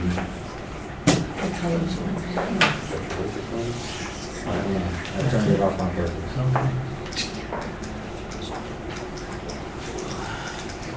So, Batman has, got a common Green Lantern because he got stung, so, Yeah. which makes me Kato, I guess. There's a PowerPoint, or it's an Excel spreadsheet that I think, you guys might have. If you don't have it, we can send that. It's color coded? The color coded one, a lot of color. Can I sit here? Sure can. But there's another one that I did to kind of help you get an idea of how we go about making the schedule. So 2 points that I was thinking about that I heard, one was Jeannie saying about the STAR testing and the RTI process. We're fully doing that now in the middle school too, so we'll do all of the STAR testing the next 2 weeks, and then we do the same kind of data meetings. And to answer your question, I'm at both kinds of meetings, so I'm the bridge between that. Okay, this is an academic intervention, and then there's also a person that needs this, and I can say, well, there's people that bridge both gaps. And I think that's probably the same thing you do. Yeah. Although you might not be making the decisions about 2 different kinds of things at once, there's people that go back and forth that can say, oh, well, we're already doing this here. Oh, okay, well, we're already doing this here. So Yeah, I mean, my fundamental question was simply, is there that sort of influence on each other when you're making decisions about the kids? Because, you know, you read in the literature that we just test them to death, and we rip their bones off, and then we look at the number, and then we don't treat them as human beings. So, you know, public education gets this, right? Yes, yes. So when we describe it as sort of 2 things, it gives the appearance of silos, that somehow they're not communicating. So I think it's important sometimes to continue to say, yeah, we got these 2 data sets, and we do make decisions on them, but there is some sort of merging or melding of them when it comes time to making a decision. We're running back and forth between the silos, definitely. Get your horse to do it. Yeah. So there's we run on a 9-period schedule, just like the high school, and it's the same and different. Just like John said, it's a different kind of puzzle. It's not easier, it's not harder. It's just different. One of the things we have is in the middle school is that there are those things that everybody's got to get. There aren't electives, which makes it easier. I don't have to do that, but makes it harder in other ways. We put things, kind of what I call rods, so through the schedule, and they make rods that we have to move things around. And the first things we did was, kind of put lunch in. So we use 3 periods for lunch. We've used 4 in the past. We went back to 3. And one of the things we did this year, so that you guys know, is all of the grade would eat together instead of splitting it. We used to split, 40 or 50 at once and 50 outside and split them. But that used more staff. We'd have 2 people with one grade, or 2 people with one group and 2 people with another group. We put them all together eating, and then they all go outside to eat together, and then we just use 3 staff members to do that, so, because we don't have as many people. So that was one of the innovative things that we came up with this year, to do that. So in all those grades, there's one last person for duty. So that's our first rod. And then we got in the shared and part-time staff. I was counting because I didn't really have it prepared, but I think we have 26 full-time as I was looking at it, and 10 part or shared staff. And that really influences our thing. So there's a lot of communication between those 2 gentlemen about those shared staff, because once they're used in one building at one point, we can't use them, and they can't use them. So that pins down our schedule a lot. Say like we have the art teacher that's in the high school in the morning, so that means you can't have art there. The home and careers teacher's only half-time, we can't have it in the morning. The Spanish teacher is in the high school in the morning. The French teacher's only for 9th period. So those the things that become pink are my like immovables. So that was the first thing we did, was figure out those shared staff. Are they in pink on our thing too, They're not. Bryce? This is different. White. Yeah, I tried, this is different colors, I love colors. That's good, it helps see. So the next one are kind of dual subjects, like our PE teachers also teach health. So the PE teachers that we have in the middle school, as we do them right now, they have to be certified in both. Not all PE teachers are health certified, not all health teachers are PE certified, but ours have to be to run the program like we do, because they teach both. So we had to have them in places that they're not going to teach health, because they're teaching PE at that time. And we do single sex or single graded PEs instead of multi-graded, which is obviously developmentally appropriate, and when a 5th grader and an 8th grader taking PE together.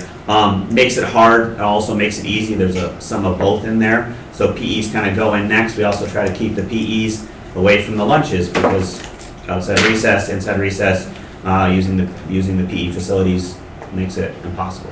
So those things. The next thing we put in are 10-week specials. This is how we get to all of those requirements that Siska was talking about. Got to have 40 weeks, or got to have a unit of study of technology. So we deliver it in 10-week increments over 4 years to get to a unit of study.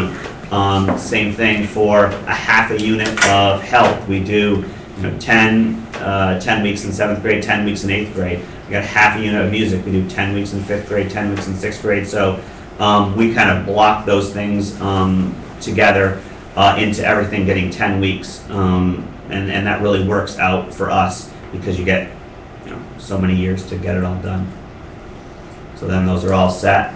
Next thing we add is band and chorus. Those are shared. You guys know about the kind of decrease we've had in the services of music, and I won't even go into what that's done. You guys can figure that out, you're smart people. But what we have now is there, and how we're using those people. We had to put all the choruses in the morning, because that chorus person is only in our building in the morning, going to the high school in the afternoon. So that kind of blocks those things out. And some of the things you've lost are any kind of advanced band. Now we have just band 7, 8 instead of like a bio band like we used to. And so those kind of get put in. RTI, special education, the science lab, study halls, those are all every other day things. They have to go across from every other day things also, like wherever there's PE that they have to have, we put those every other day classes across from it. So every other day classes go across from where PEs or every other day things are. So that kind of, I'm pushing it all down so you can kind of get there. So that's the compressed rods. That's what kind of sets in place some of the things that can't be moved in each grade. And then in each grade. Now this is just 5th grade, and so you can see that the pink things were those rods that were in there, and then there's about 80 kids in every class, so that's about 20 kids in a class, four sections of something.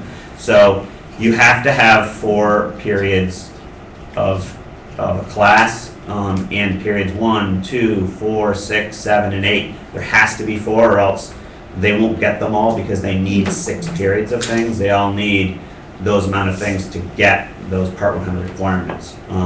So one of the things that happened, say with the decrease of Mrs. Burton and not filling that position, you went with 3 staff members, but you needed 4 things. You can't use the 10-week courses because they're all in the afternoon, so we had to kind of borrow from special education. So we have a special ed teacher who's duly certified. Luckily, the previous principals, when they hire LED teachers, hire duly certified people. So that was always good, so that you can use them both ways, special education 6 or K6 and regular ed K6. When you have those people, then you can use them both ways. So Diane Schrock is duly certified, so without her, we couldn't have done the schedule because we didn't have a 4th teacher. We used to have a 4th teacher, but you can't teach anything else because you've already said those people are in the high school or not teaching. So that's kind of why, that's kind of where things are, where everyone is maxed out. There's 6 assignments, 6 instructional assignments, and then you add in that 10-week teacher. So each period, those teachers has 4 things that are happening during those times. And then the other grades are a little bit like that. 6th grade has 4 teachers in it, but you kind of use them in some other ways to pick up some of those ELA labs or math labs from those grades, or again, some of those people are duly certified so they can pick up special ed duties that someone else was doing, or ELA labs that Chris Seibert was doing, and now someone else has picked those up because now she's in high school. So we're using that 4th teacher in 6th grade to kind of do those things because someone needed to do them. So that's 6th grade. 7th grade, there's again 4 teachers, so again I gotta have 4 periods and everything. We needed to use Lori Stevens out of 8th grade because someone needed to pick up some ELA in 7th grade, so we can use back and forth between 7th and 8th grades. You can look at that at your leisure. And then 8th grade is the one that gets complicated, like the high school, with weird stuff, especially shared staff and 2 languages and shared people that are half-time in the high school, half-time in the middle school, or 1 period in the middle school for French, and trying to do earth science lab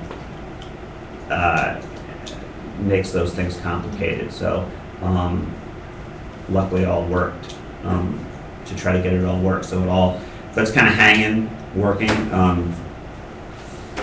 I'm not sure what else we would do, but it kind of gives you an idea where things are. If you go to the next one, that's the thing that you guys already have. The colors do not correspond to the things I just showed you.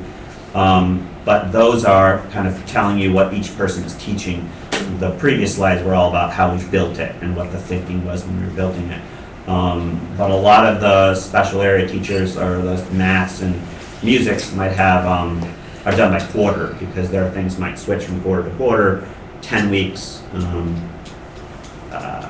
or by semester, sometimes they're full year. We also use an AB schedule. Things like PE or ELA lab or band or chorus are on an every other day schedule too. So you're probably gonna get the question of what is there that we don't have to do. Not a lot. And that's the problem, is every kid has to get everything. So if there's stuff that we don't have to do, it would maybe be in what accelerated course we're gonna do, or in some of the CAS that we give to kids who don't have IEPs. There's 2 periods of that. It's sort of like our learning center, but it's 2 periods. So So Bryce, what do the colors you have on the thing you gave us mean? Do Sure. they mean something? Yeah, so the greens are integrated co-teaching classes or That's classes. what the ICT means. That's what integrated co-teaching is, a special education service. There's a regular ed teacher and a special ed teacher. So if you looked for integrated co-teaching, can you go up a little bit? I mean, thanks.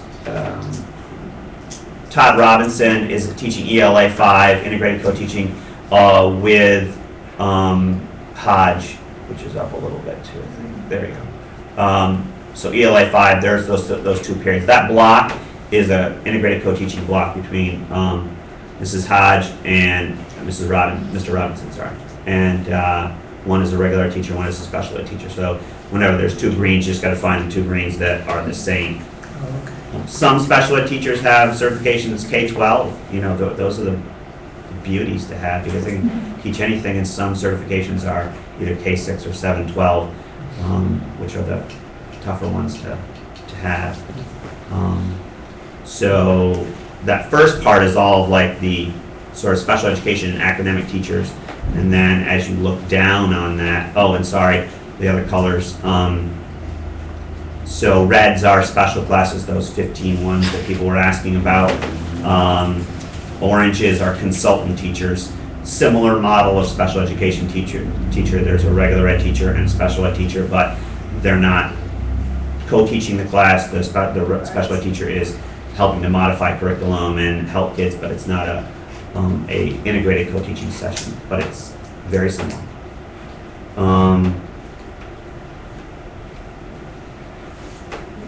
And browns at the top were where we used to have team, and we don't anymore. That was one of the losses this year, was that it's an instructional period, so it'd be the 7th one, and we needed people to teach 6. So what there is in the schedule is they're teaching a study hall every other day, and then chorus sucks up almost everybody. So besides PE, so they're free to meet, but it can't be team. We'd be called together to have a parent conference, or called together to meet with me and review special ed kids, or Cisco will call them together to talk about things, but we can't have team.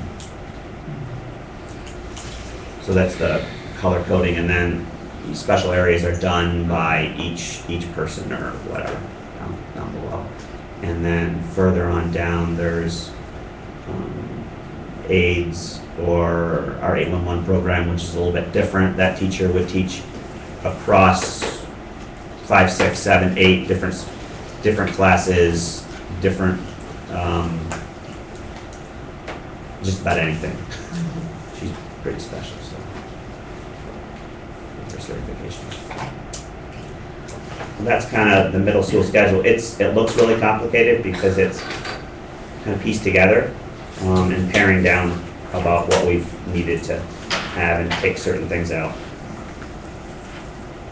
So the browns are basically teacher prep periods, sort of? Duties, so a non-instructional duties. Okay. Yeah, All right. and then it does say prep in there if they have an actual prep. That's when their actual prep is. Like the first one, like you looked at Hodge, she has 2 ELA classes, then a prep, and then ELA, first part of ELA, then lunch, second part of ELA, 2 more ELAs, and then she has study hall, and that to be announced is a time that we can, Cisco could call them together to have a parent conference, discuss about all this stuff. But So one not or the team. other, so someone else would have to come in to proctor the study hall or something? No, Or, yeah, it's every oh, other day. I'm sorry. It's gotcha. all right. It's Gotcha. every other day, and like I said, sometimes there's lots of things that suck up the other kids in the other day. So Right. I placed it so they'd all be free on one day when there's like something to not have a lot of study halls. Right, So it's kind of, thanks. So you have the Part 100, but you also have the contract that says there has to be a prep in there too.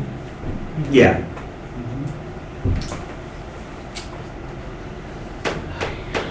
And I'm pleased to see, I mean, it's sort of interesting how dual certification has made us more efficient. Oh, yeah. And how,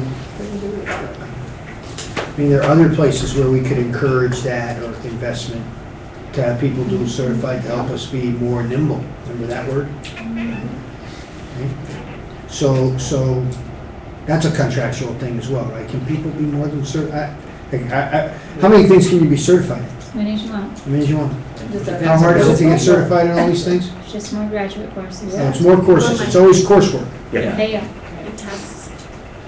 How long does it take? Let's say we want Gal to be certified in social studies, K through 6. He's got to go to school for that. No, Well, he's because it's already- K through 6 certification encompasses all of those. So you need to pick someone in 7-12 area. 7-12. So 7-12 So, becomes a pick, certification area. The Hillman or certification Connie's. happens specialized 7 through 12, not K6. Correct. It's like regular ed and special ed, K6, and then So- departmental. So in other words, picking on my pal Bill, he's doing math and science. We could literally have him do English. Right, Absolutely. social We have studies. to do that too? Because he's on. Because he's He's K6 K6 certified. He's also special ed certified. Yeah, I know, and I know that, I knew that too, yeah. So he's gold. Yeah, well, and that's fairly typical of a lot of L-Ed people that will come in, they'll get that dual certificate, they'll get special ed and regular ed certified. A lot of our teachers in their K6 in our building are special ed certified, so that they can, if we needed to, if we don't have anybody to teach that, they can do that K6. Again, your principals along the way were really good about that. And they, two people, equal people, choose one person who's double duly certified, they make good decisions along the way, all of them. All right, how are we doing? We got questions? Well, can I just say one point that just came home to me tonight is that when we think we're being efficient by sharing people between buildings, but when you do that, you lock up the schedules to some extent in both buildings by doing that. You lose a period in travel, Yeah, and which you could be a lose- supervision. You lose some. Yeah. So while it looks good on the surface, it creates some, challenges for I don't- yeah. both buildings. There's a couple things that it did for us, put things, okay, we've got to have French this period, so then you can't put some of the things that would go against French, so it can do earth science, because that locks all the French kids out of earth science, or all the earth science out of French. That's more like a high school thing that we had to work around. One of the things that happened this year when we went and decreased people was that a lot of the RTI labs in our building are taught by somebody who's never done them before, is certified to do them, but hasn't done them before.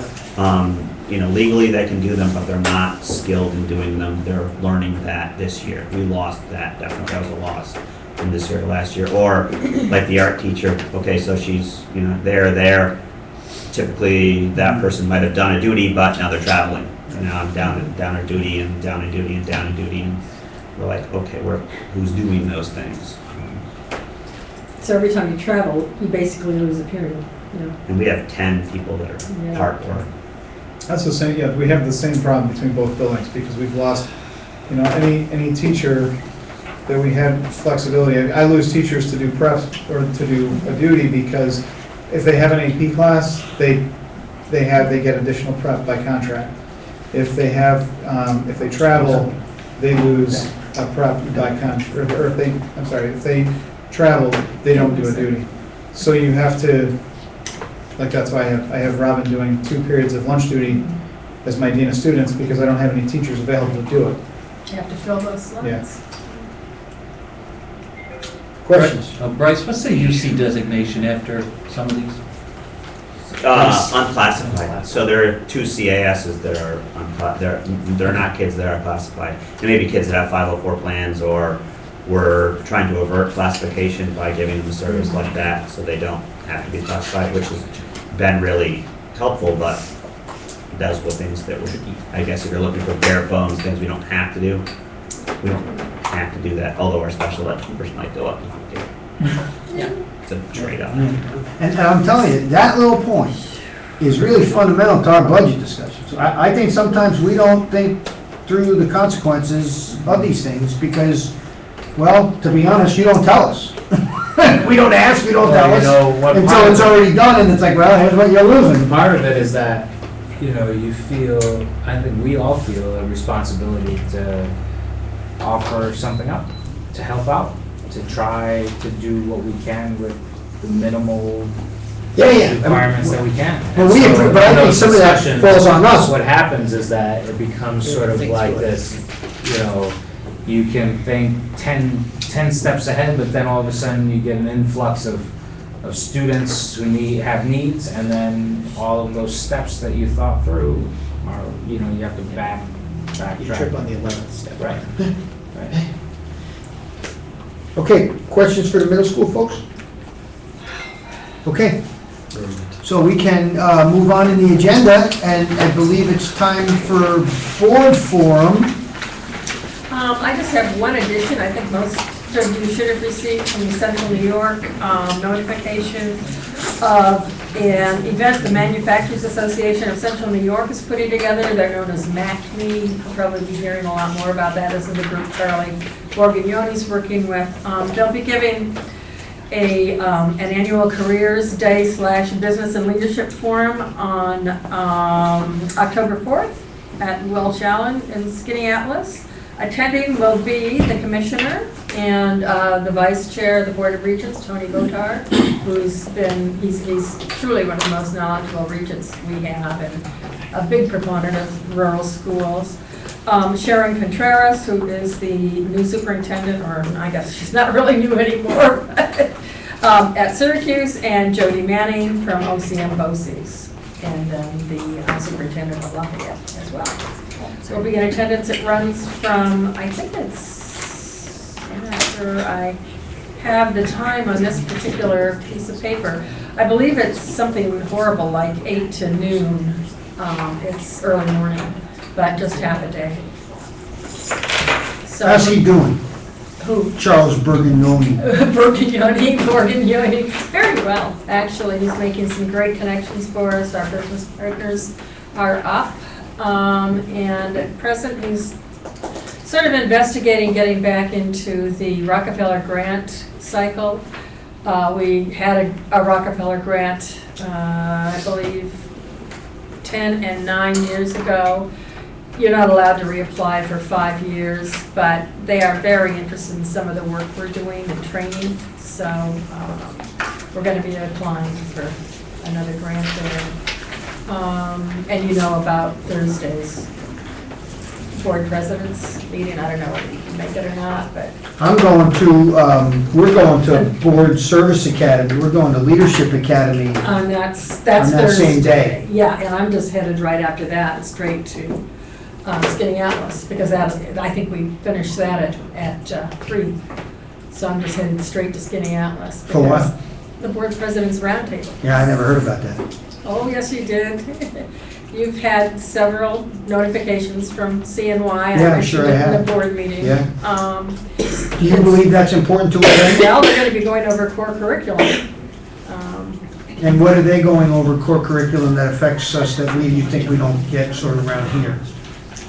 Pardon me? I'm sort of wondering what the value of those things are. I mean, I see. Well, you just got a little more insight. You also have a chance to talk with our business partners. I mean, the board president's roundtables are specifically training sessions for board presidents or vice presidents, depending on who can go.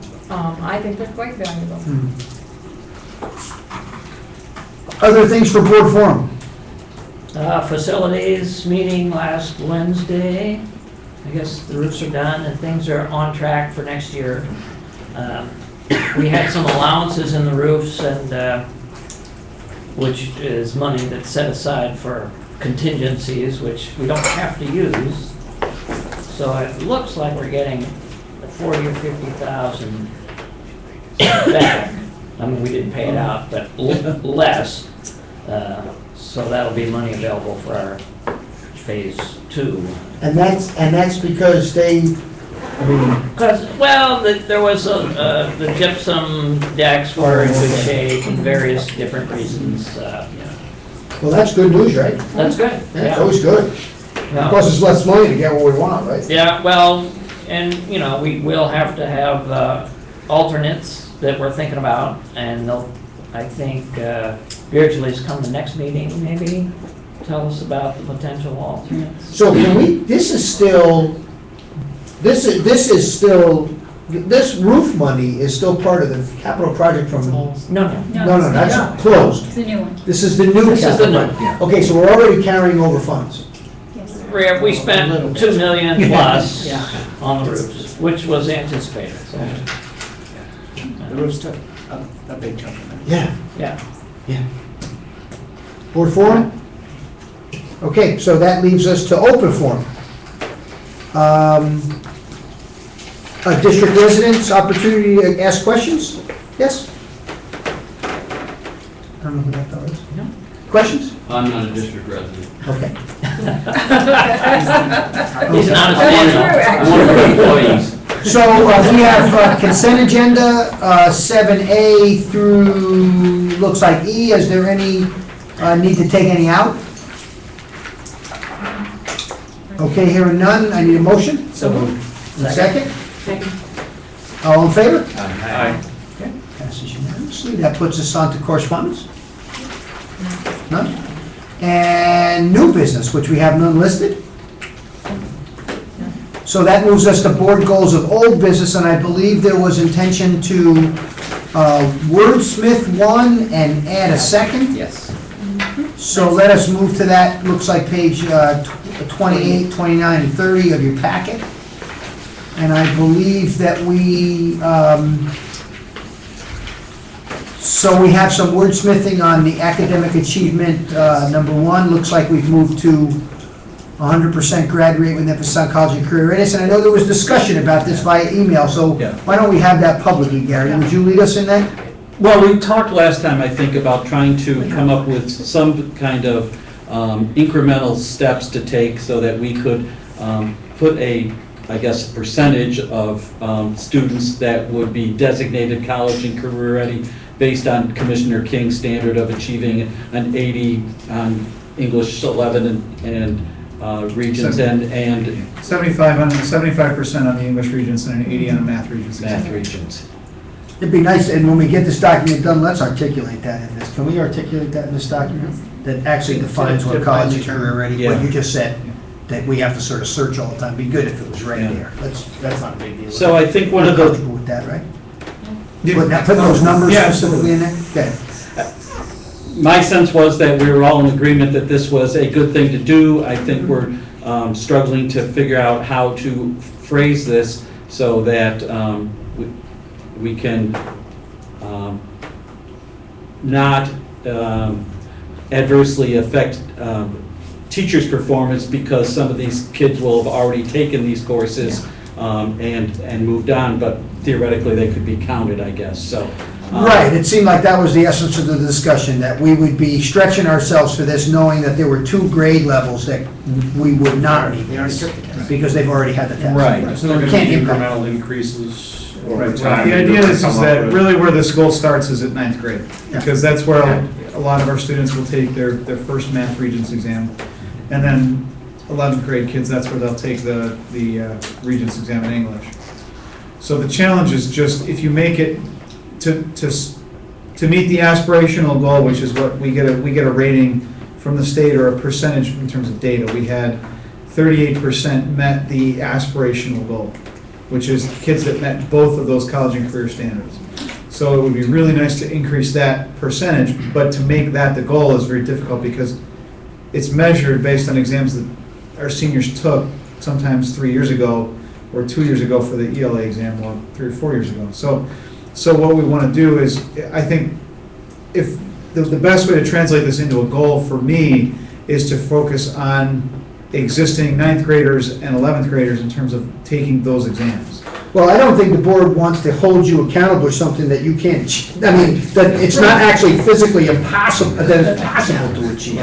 So I don't think the board's, Right. we expect great things of you, John, but not things that are impossible. I can't go back in time. That's correct. So, Yeah. yeah, so I think that, a goal around increasing the percentage of students that are earning 80% on the Algebra Regents exam, and to increase the percentage of students earning a 75 on the English Regents exam is certainly a reasonable goal. Do we intend on articulating that into this document? I think we should. That was my hope, We were, yes. we've been talking about that, but we thought we'd have the conversation. Right. It's just We more need to have complicated than the putting the conversation. number on it, so we've Right. had. Well, let's, John- go ahead, yeah, go ahead.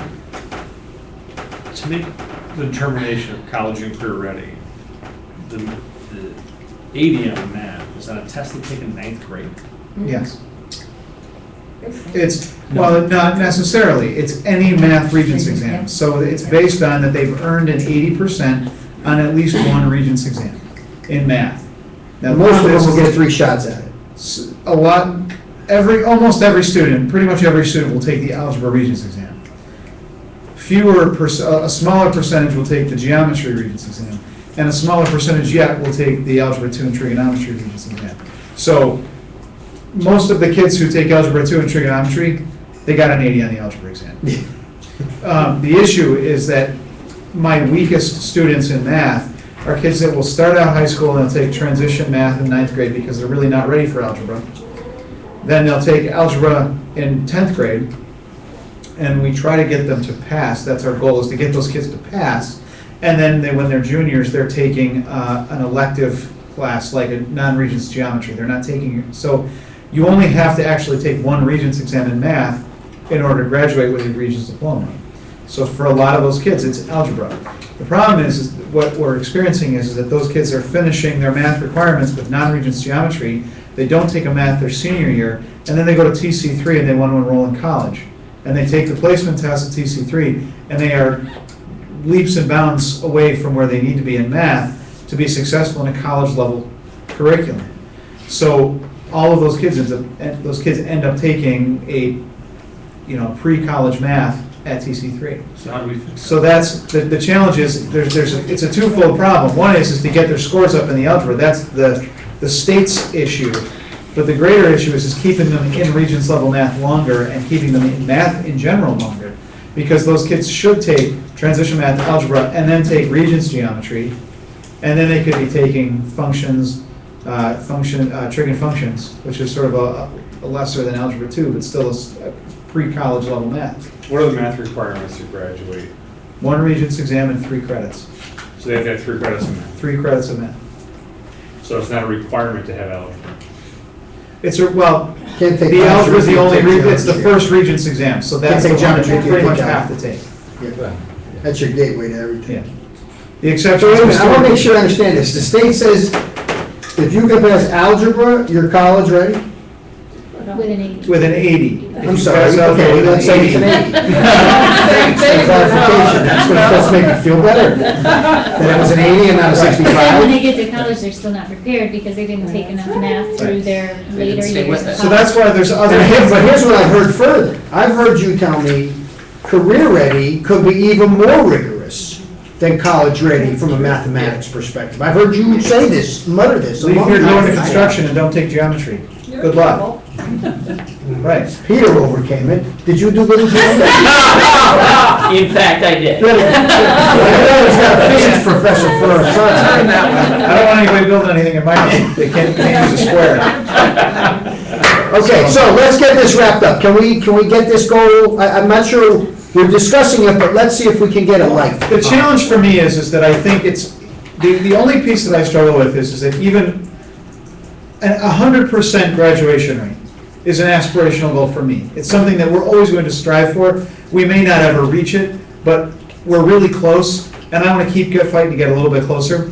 My concern is that this college and career readiness standard that we're looking at, right now, we're at 38%. To say that we're going to go from 38% to 100% is not really a reasonable goal, and even as an aspirational goal.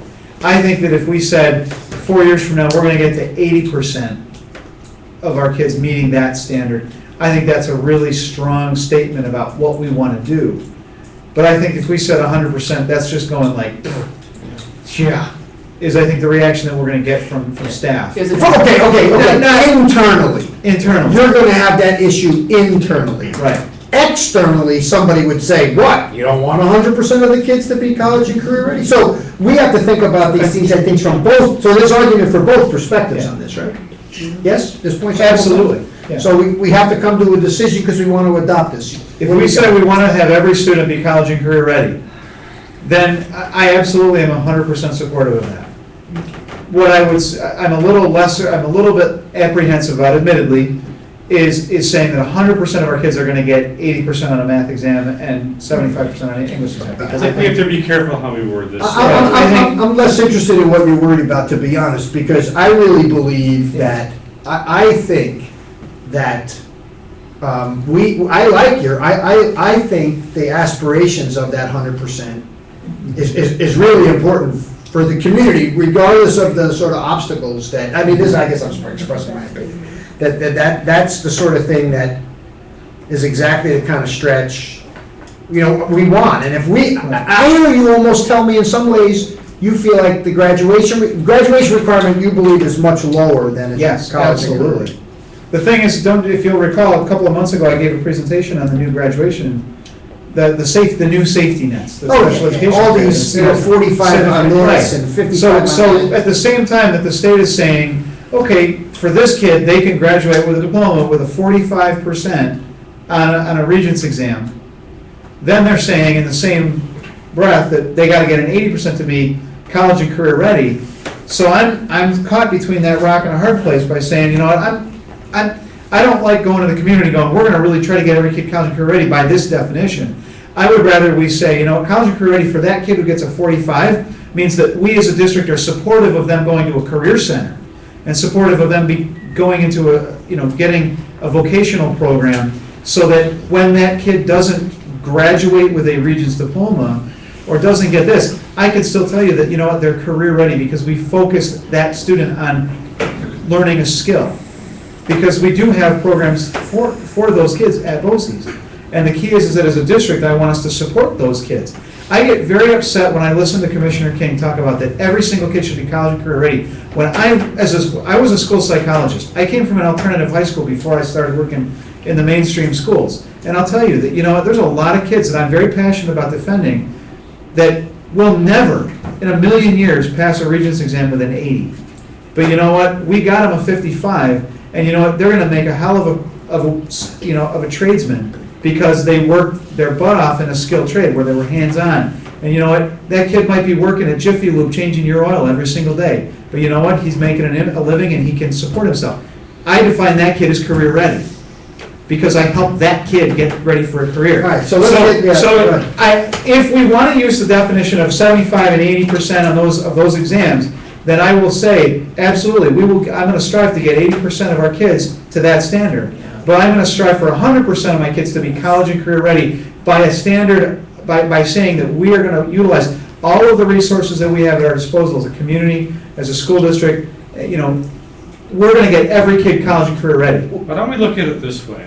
Why don't we take the label off of it? That way, I think you're right. Trying to get 100% of the people to get an 80 and a 75 is a really unrealistic goal.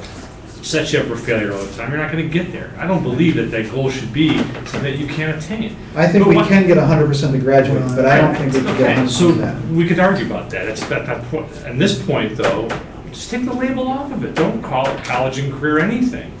There's an internal goal for us. We want you to strive towards getting 70% of our kids to be able to get an 80 and a 75. We don't have to call it anything. Yeah, but that's good thing. Yeah, well, then, we gotta have, listen, goals are there, in my mind, we obviously want to discuss this a little more, but in my mind, this is what guides when we have to make choices about budget cuts. And that's why. And so when we say to you, we want 100% graduation rate on one hand, and on the other hand, we say, we need a give back to make the budget make sense, and you say, okay, no more learning center.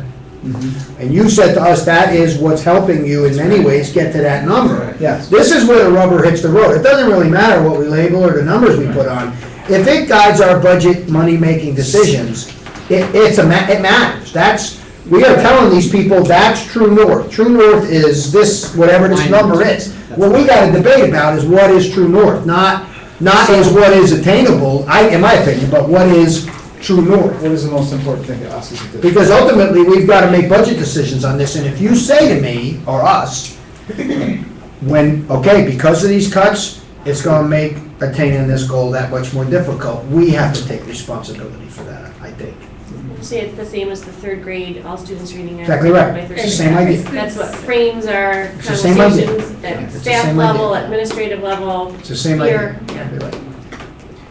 Does it make sense to talk about the goal in terms of an increase per year, like a 30% increase per year? And just leave that on the table for 3 or 4 years and see where we end up? Well, Well, we're at 35%. The other- One would only right, hope the other- it's up, right? Right, the other side of this, and again, and I'm thinking about it from a board perspective, if you said, our goal is to focus our efforts on making all students college and career ready, without putting in that definition of the 80% on an ELA and that's, or 80% on a math and 70, that's the kind of goal that we can work on. Because I can work with Mike on my goals, and that's where my goals are gonna start gonna get narrower. Like, I wanna see us go from 38%, so I would be glad to share with you my goals for the high school, and saying that I wanna go from 38% of kids meeting that college and career standard by the Commissioner King standard, and increase that to 70% or 80% long-term. But at the same time, I also am still concerned about the other 20% and making sure that those kids are college and career ready by the other standard of saying, I'm focusing on making sure that those kids are getting vocational courses, and those kids are getting a co-op with Karen Murray, because then they're actually getting some real-world work experience. And they're taking a tech class with Jim Perkins so that they can actually go out and do something with their hands. So let's see, so the volley back here is, and you were adamant about this, but let's talk about it. It sounds like he just wants a sort of qualitative goal. Yeah. All students will be college and career ready without the same metrics we've been talking about so far. Where are you at with that, Gary? I'm uncomfortable with that for a couple reasons. I think we could maybe distinguish between, college and career ready for all those receiving Regents diploma, which would help solve that problem of possibly the segment of students that you're saying are in a multiple pre-algebra, post-algebra program, but not in 3 Regents math classes. The difficulty I have is that two of the, I think, previous board meetings, you had mentioned that you would use the TC3 math exam, Yeah. and that only 40% of the class was able to obtain a score equivalent to entry-level college math. Do I have that correct? Not exactly. Okay. But in essence, It's the, Okay. for the So- for purposes of the argument, yes. All right, so if that's the case, that either says to me, we're way underperforming here, or 60% of our population is really not Regents material. See, the thing is to get a Regents diploma, you only need to get a 65. Or if you're an IEP student, the safety net comes in, and then it's a local diploma, it's not a Regents diploma. But the point is that the New York State Board of Regents says that to get a diploma with a Regents designation, that means that you only need to get a 65 on all of these exams. You have to take 5 Regents exams, and you only need 65. The point is that they're saying that there's this second layer, this aspirational standard. So when we look at our graduation rate, we look at our pure graduation rate, and we look at the aspirational standard. So where we are is we're leading the county in pure graduation rate. We get all of our kids through, and that's because I worked very hard to get the kids that are down here up to that standard. The next part is shifting everybody up, but there's still going to be this group of kids at the bottom that we've worked very hard to get up just to a 65. And so I think when we say 100% graduation rate, I can tell you that, you know what, the likelihood of us getting there is it's unlikely that we'll ever see 100%. But I still remain, truthfully, I believe that it is possible in this district to see 100% of kids graduate. I don't think that it is possible to see 100% of our kids meet that aspirational standard. I don't think that it creates an undue pressure on the kid, and what happens is, this is where I actually spoke to Commissioner King about this very point. When you say every kid is gonna meet that standard, then that puts pressure back on me to say, okay, you got a 70 in algebra, but I'm gonna make you repeat algebra again to get you up to an 80. Whereas, I would much rather take that kid who got the 70 in algebra and who we struggled to get there, and give them the freedom in their schedule now their junior year, and send them to the vocational center at Bosse's so they can learn to become a welder.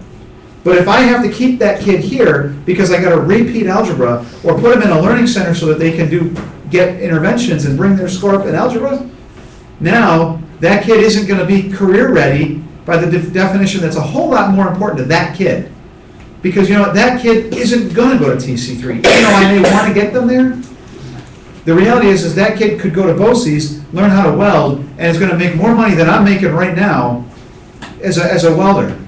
And that's the piece that where I get frustrated when I shared my frustration with Commissioner King, because when we create these standards to make kids college and career ready, what happens is they don't get to be career ready for those kids, for that population that I concern myself with the most. Because you know what?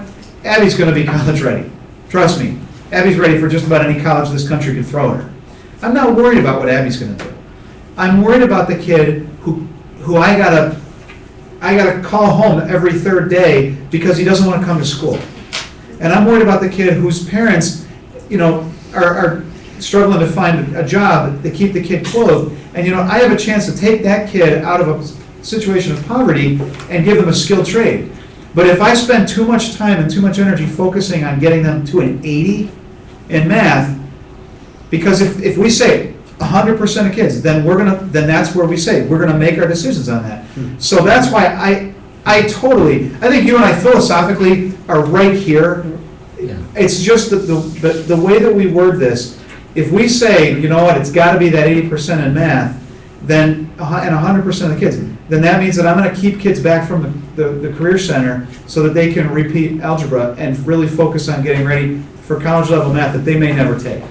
Does that? Yeah, I get that. So I'm not sure why necessarily the 100% graduation got tied to 100% of college and career ready, although, I mean, I can obviously put those pieces together. We don't want to say that we're going to leave any student behind, that they're not going to be either college or career ready. So I get that portion of it.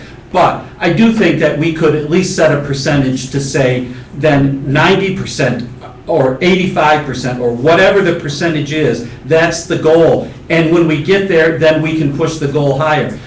My concern is that we were in a discussion, and in general, I'll say that the Regent scores for one of these subjects that we're talking about over the past 4 years was below 70%. Yeah. So when you're talking that in the past 4 years, all of our students that have taken Regents in this particular subject across any grade level, the average is 70%. That is totally unacceptable to me. Yes, absolutely. So somehow I want to be able to give you support to be able to say, the board is not satisfied with this, and here's the goal. Yeah. So if it's initially 80% or 75%, I'm good with that. But at some point, I think we need to move it as close to 100 as possible, or at least as close to what reflects our regular student population. So if we have a 12% special ed population, then let's set the goal at 88%, assuming that some of those regular kids aren't going to achieve the goal and some of those special ed students are. I'm sorry, I can't stop and I have to speak up because I deal with the most needy little kiddos. I see the kids who struggle to even in 5th grade or 8th grade even get to a 3rd grade reading level. But we're saying that we need to get them to 100% reading by 3rd grade. We then need to say that we want them to graduate high school. We want them to be college and career ready. So I don't want us to have that fixed mindset of saying that these kids can't achieve this level of performance because our expectations need to move. The Common Core is across the board telling us that our kids are not ready, even our general ed students. There's no reason why we shouldn't be pushing our neediest little kiddos. I'm all for that. To be 100% across the board. Why should we have that fixed mindset to say that those kids who are struggling won't be able to make that 80% in algebra? Because I truly feel that if our expectation is that they can get there, they will get there. If our expectation is that they will never get there, guess what? We've given up on them. And they'll never get there. But the point that resonated with me that John just made is when you get to a place where they've got a 70 on a Regents. A student, this mythical student that we've been talking about. It's not, I don't want to classify it as special ed or any kind, but you got a student who got a 70. I think my daughter would have been one of those students, depending on the math year. Could have been one that got a 70. And you're saying you see, I don't want to say you've pigeonholed, but this may be a person that might have aspirations that don't include college.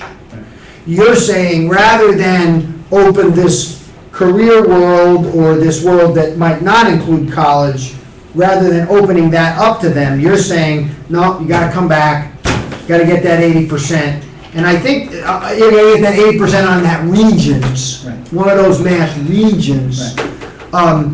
That resonates with me on one hand, and on the other hand, I think that these things are stupid. I mean, I think this is something that we would be put in a situation like this to be completely stupid. And that's why I wonder, why when we get these I think we're getting stuck in the same, what looks like arbitrary, this sort of arbitrary thing that I think we're criticizing the state for doing. I think we're talking about two different things between John and Gary. Gary's concerned about raising our expectations regarding how well our children do on Yeah. math and science. I think what John is asking us to do is not set a goal that is so specific that it actually gets in the way Right. of achieving the goal that we've just set. Right. That's exactly what I'm saying. Okay, so And, how do we... and so I think, well, and I absolutely agree with what Sarah's saying. You know, the idea is that every kid can achieve. The point is that I don't like, well, yeah, I think you're right on, that I don't want to set some kind of number for a Regents exam that's going to limit what we can do in terms of providing students with opportunities for success. But The achievement frustration is not for me is arbitrary. that, right, Achievement should be Right. specific toward the individual and what they want to do as Right. well. What is the most frustrating thing for me is that somewhere, someone decided that the only true, example of success is that kid who gets an 80 on a Regents exam and, or a 75 on a Regents exam. To say that that's the only kind of success that our kids can experience, or that's the only valuable situation for a student, is extremely frustrating to me. Yeah, there are kids that are very weak students that, you know what, we could aspire to getting them there, and we can do that. However, if that kid says to me, Mr. King, I just want to learn to weld, I don't want to be in the position of pressuring that kid, because I've already started. I know myself. When we said College and Career Ready, we have this new course that we're offering this year for the seniors, the pre-college math, that is intended to replicate what the kids do when they go to TC3 to take that course that they have to take before they can take a college level math. So Mimi is teaching that course right now. And I already talked with she and Scott about, okay, well, could we have the kids take the algebra exam over again in January? So if the first half of the year they focus on algebra skills, and the second half of the year they focus on geometry skills, then they can take those, they can repeat those exams, because, they may have passed the exam, but, we could work towards them getting an 80. And the problem is that now that it changes the nature of the course, and it contrives it to focus narrowly on one specific element, and it goes back to, we're prepping them for the test. And how many times have you heard us say, we don't want to just be focused on prepping them for the test? All right, let's get see if we can get some resolution. Are we gonna get? I think we're all in agreement that it's important for all of our kids to be college and career ready. I would love to get as many kids as humanly possible to the standard of that numeric standard that the commissioner has set. But I also am requesting a little flexibility so that when I work with Mike as my supervisor, that I'm setting my goals for the building, because you guys are setting the district goals. Now I have to take what you say and then I have to put it into action. And I would love to come back and meet exactly what Gary is saying. I wanted to make that my goal of saying that as a building, we are going to shoot for 80% in 3 years, or 90% in 3 years. So as the goal reads right now, it says 100% graduation rate, emphasis on college and career readiness. That sounds sort of nuanced. Where are we with that? I think they ought to be separated out. I think we ought to have a goal that says we're shooting for 100% graduation. That's one goal. Right. The second goal, I think, ought to then be some incremental step to say that based on I guess for lack of another definition at this point, the commissioner's definition of college and career ready, that incrementally, we're gonna move towards 100% in 4 years, So can we, what, or whatever it is, I mean, how about we adopt this, we adopt these goals, and then we come back and revisit this thing to see if we want to amend it? Because it sounds like this thing's gonna need a little more number crunching for everybody to be satisfied. You gotta put something out there for us, I think, sounds like. I gotta be honest, I mean, the hard part for me is I think we agree in principle. Yeah, I think It's we do just, too. it's just about the logistics of creating the goal. And my only reservations, honestly, is just in how, when I go and speak to my staff, when I say we're gonna go for 100% graduation rate, my staff can get behind that because they know we can get really darn close to that, and we're fighting for every single kid.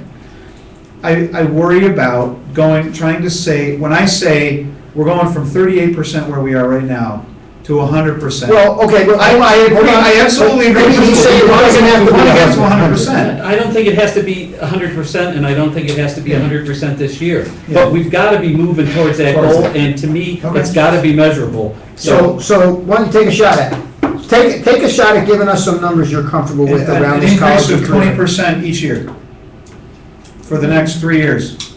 That'd be one way. Where I get hung up in this is I'm hearing John and his counselors saying to students, you have to repeat math.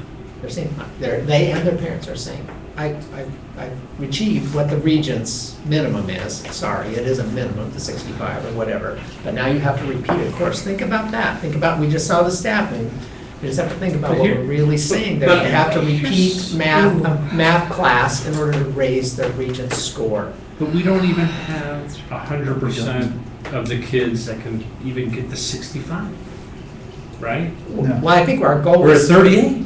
No, that No, 38% of the kids. No, 38% of our kids meet the aspirational goal of getting both the math and the ELA. So, But we're like but honestly, in math, we're only at like 41% meeting that standard of 80%. That's why math is absolutely a target for the entire district. You know, that's why Sarah has been so helpful in working with us to implement the modules, K-12. You know, we are absolutely pushing for our kids to move towards this. But, and what I also like about it is that it isn't just a high school goal anymore. Because when you say that all of our kids are gonna get this on algebra, you know where it starts. It starts down there. When you look at our K-12 scores in math, we've got to bring our scores up in elementary school, we got to bring up our scores in middle school, and we got to bring up our scores at the high school. This is a K-12 math goal. It's a system. It's a systemic issue that we have to focus that's on. really what I. So back to the point So- about 20%, I heard a proposal of increase your scores by 20%. Each And then, year. of course, open With it the, to the you ones can that even got- say with the ultimate target of 100%. I'm good with that. And you can revisit it. I mean, Where's everybody else with this? I think it's a good start. I think it really, to me, gives them a Douglas, goal. you're smirking, what do you think? I'm not smirking, I don't think. I'm thinking. Yeah, I guess I can go with it.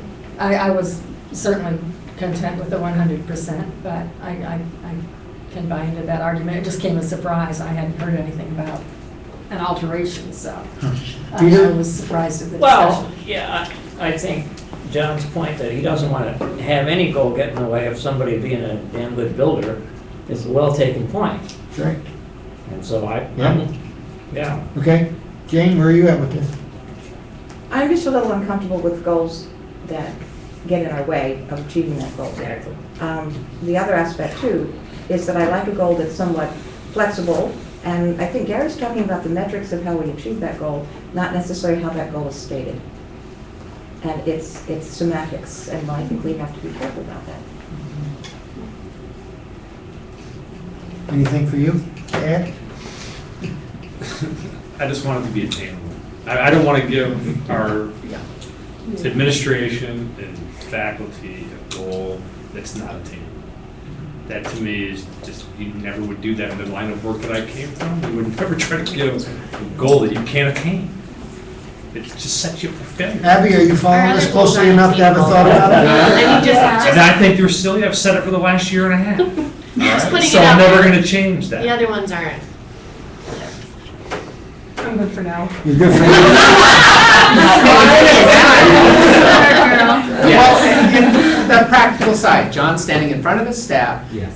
And we say 20%. 20% of what? How many students passed the Regents with an X score the last time they took it? Which once I'm guessing, how many students repeat the Regents? I don't have a sense of that. How many students Yeah. repeat the Regents to raise their score? To raise their score, if they pass? Once they hit 67 Hey. or 70. Well, no, not on algebra. On geometry and algebra 2 and trade, yes. So But typically in algebra, 0. I think that gives John a real number. They can look at how many students are going to take it this year Yeah. and say, this how many students took it last year, and they achieved this score. We want to get that bumped up to the ones that are getting that. Because it's a real challenge. What are you going to do? The kid who passes this scholarship forever. I just want, I want to move on. I'd like us to move on from I this. think the 20%. But I'd like us to move on for this, but I don't want to bury the lead here. I just heard 3 administrators all nodding at the same time saying, we got serious math problems in this district. I would like to know what the hell we're doing about that, rather than the metrics of We're doing a lot. goals. We're doing a lot. So that's what I want to keep here, and do we have goals that support you doing a lot? Sorry. Do we have some goals that actually support you to do what you need to do? I think this Because is. he just laid it on Jeannie and Cisco too. Not only goals, but This rules. is realignment To goal. adopt one. This Well, is- my feeling is, we've only given you a reading goal. We haven't given you a math goal. Now I'm hearing that it's. Well, we've given Cisco a math goal. We have given all of us a common Going to. core curriculum goal, which to Right. me is really the focus that, it's not about getting kids to pass the test, it's about teaching better. It's about teaching the algebra so that the students are understanding the information, and that starts before algebra. Right. Like John said, that That's right. starts, That's right. that thinking starts in my Right. building, and that's happening. Yeah. So that might not be, you're gonna see some effect this year, but I think this is gonna be like a year 2, year 3. Right. The excitement, the part that I get really excited about is when I see what the kids are doing at the elementary school when they're implementing the modules, because as a team, we've been looking at this stuff together. And my math teachers, their only reservations are in the fact that, wow, we're really raising the bar for our kids, and that's great. However, we're raising the bar without them having had the first 8, 9 years of instruction in this same process where the bar has been raised. Because the bar is going, boop, boop, boop, boop, and our kids were here, and now we're jumping them up to here. And so it's just, Across the board. it's great. You have to raise the bar, and we have to start somewhere, and it's important that we just do it. Because if we waited 9 years till the kindergartners get to us, and they, through this program, then boy, we'd be wasting a lot of time with the current kids who need the bar raised for them too. It's not, it's not an As easy baptized. shift, it's not comfortable. We're using vocabulary with kids that in You the wanna past we really might know? have thought weren't. Get every one of those high school Appropriate. kids the ass baptized. Hold on, that was very rude interrupting Jeannie. She was saying something very good. Hope, No, I I'm forgot sure you what it were. was. What were you saying? I missed the end of it because you caught me. Oh, yeah, that this is just, this is an uncomfortable place to be as a teacher. We have fabulous teachers who've been working really hard, and now this shift, they're using vocabulary with kids that in the past we would have said, whoa, this is too hard for kids. And every teacher is At every pushing level. themselves into that uncomfortable place of kind of pushing the envelope with kids. So to your point, the challenging is happening earlier now. Oh right? my gosh. Which is what you keep Yeah. arguing for, right? We gotta keep challenging. See, See? See. Yeah. absolutely. So where does that leave us for these 2 goals? Where does that leave us for these 2 goals? We wanted to, this is somebody's idea. Honestly, I really think that it's a good, I think it's a really good place for us to start, and it's not a high school goal. I mean, this is a district level goal Uh-huh. of seeing us increase the number of students that are college and career ready by 20, that aspirational standard increasing by 20% each year for the next 2 years. We'll have to revisit it, because I gotta be honest, this year, it's the first year that we're trying the modules out in algebra, and I gotta be honest, when I look at that curriculum, I say, wow, this is good stuff, and I see our teachers going in, and they're going into it with a, good attitude, and they're implementing it. Right now, it's Jeff and Mimi are doing this. Jeff's doing it with the 8th grade kids, and Mimi's doing it with all the 9th grade kids, and they're working really hard at it, and I'm seeing them challenge kids. But we don't know, we're walking into uncharted territory. We're launching a module to the moon right now. So John, if we do that, So, but I think absolutely, I am 100% in agreement with Gary that this needs to be measurable. I would do it differently. I would say, like the loose, a general goal from a district goal, and I will set the specifics for my own goals, for our building goals. But if you guys aren't comfortable with that, then absolutely, I will, I'm ready and willing to stand behind that Well, goal. you guys Whether we do this or got not. 3 years to get to 100%. Yeah, Glenn, what'd you say again? You got 3 years to get to 100%. You're at 38 now, Right. or 40. You and just where 20%. we're actually measuring it is ninth grade and 11th grade. I think that's where we have to go. Gary? I'm comfortable with that. So we're keeping the 100% graduation rate, and we're creating a new goal that says what? 20% increase in students who achieve the College and career 80% readiness. The College and career readiness. College and career aspirational as goal is defined college by- and career readiness. That's fine. per year. So let's get some words around that, and then, I guess for now, we'll just leave it as a goal and that we want to adopt these tonight. So the only other new one was number 3, is grades, this is Cisco's middle school goal. I believe that's actually the only change. I do have a question about whether we created the business official position. But 5-8 on and number 3, under academic achievement, 3 through 4, 5 through 8 will score proficiency or higher on all New York State assessments. How's the board on this? good. What the heck's that? We're good? As long as proficiency gets us to the point where we're entering high school So, already. for- Are we putting all students, Yeah. 100% of students? So that's my only concern. Yes, 100% of Oh. students. Oh, okay, Everybody. fine. So I just think we need to add that word. Oh. 100% all students, why we put all students? Yeah. That pretty much does it, right? All, All students in grades. that all's 100%. Yeah. I like the action there too. I think it's good to sort of say that, but maybe it's not, I don't know how goals go, whether that's necessary or not. So we have the 100% graduation rate, we got the 20% increase in college and career readiness as determined by the commissioner. We've got the new goal number 3. My only question about the goal is down to financial. Did we create a business official position Yes. that required I hope certification? so, I'm sitting here. So we have done that, can we get rid of that now? Yes, we can. Yeah. Action complete. Check, look at that, early on. Now, we are still doing monthly audits. Yes. And I have Yes, a we new are. format for those next month. I'll look forward to that, we all The will. radio sheet. Anything else of discussion on these board goals? Otherwise, we're ready for adoption. As stated, need a motion? So moved. Second? Second. I think we sort of really beat this up pretty good, huh? All in favor? Aye. Aye. Don't give me that look, you. You got your own problems with those Eagles. Don't rub it. I know. So that leaves us to, do we have any policy issues? We had some first and second readings, but they didn't show up We're here. gonna do second reading on the graduation. That's on the fine. next board meeting. That's fine, and so I need a motion for adjournment. So moved. Second? And we're done. Thanks very much, everyone. Welcome, Abby. See what you're in for now? It's too late to turn back. Should have come before they voted you in.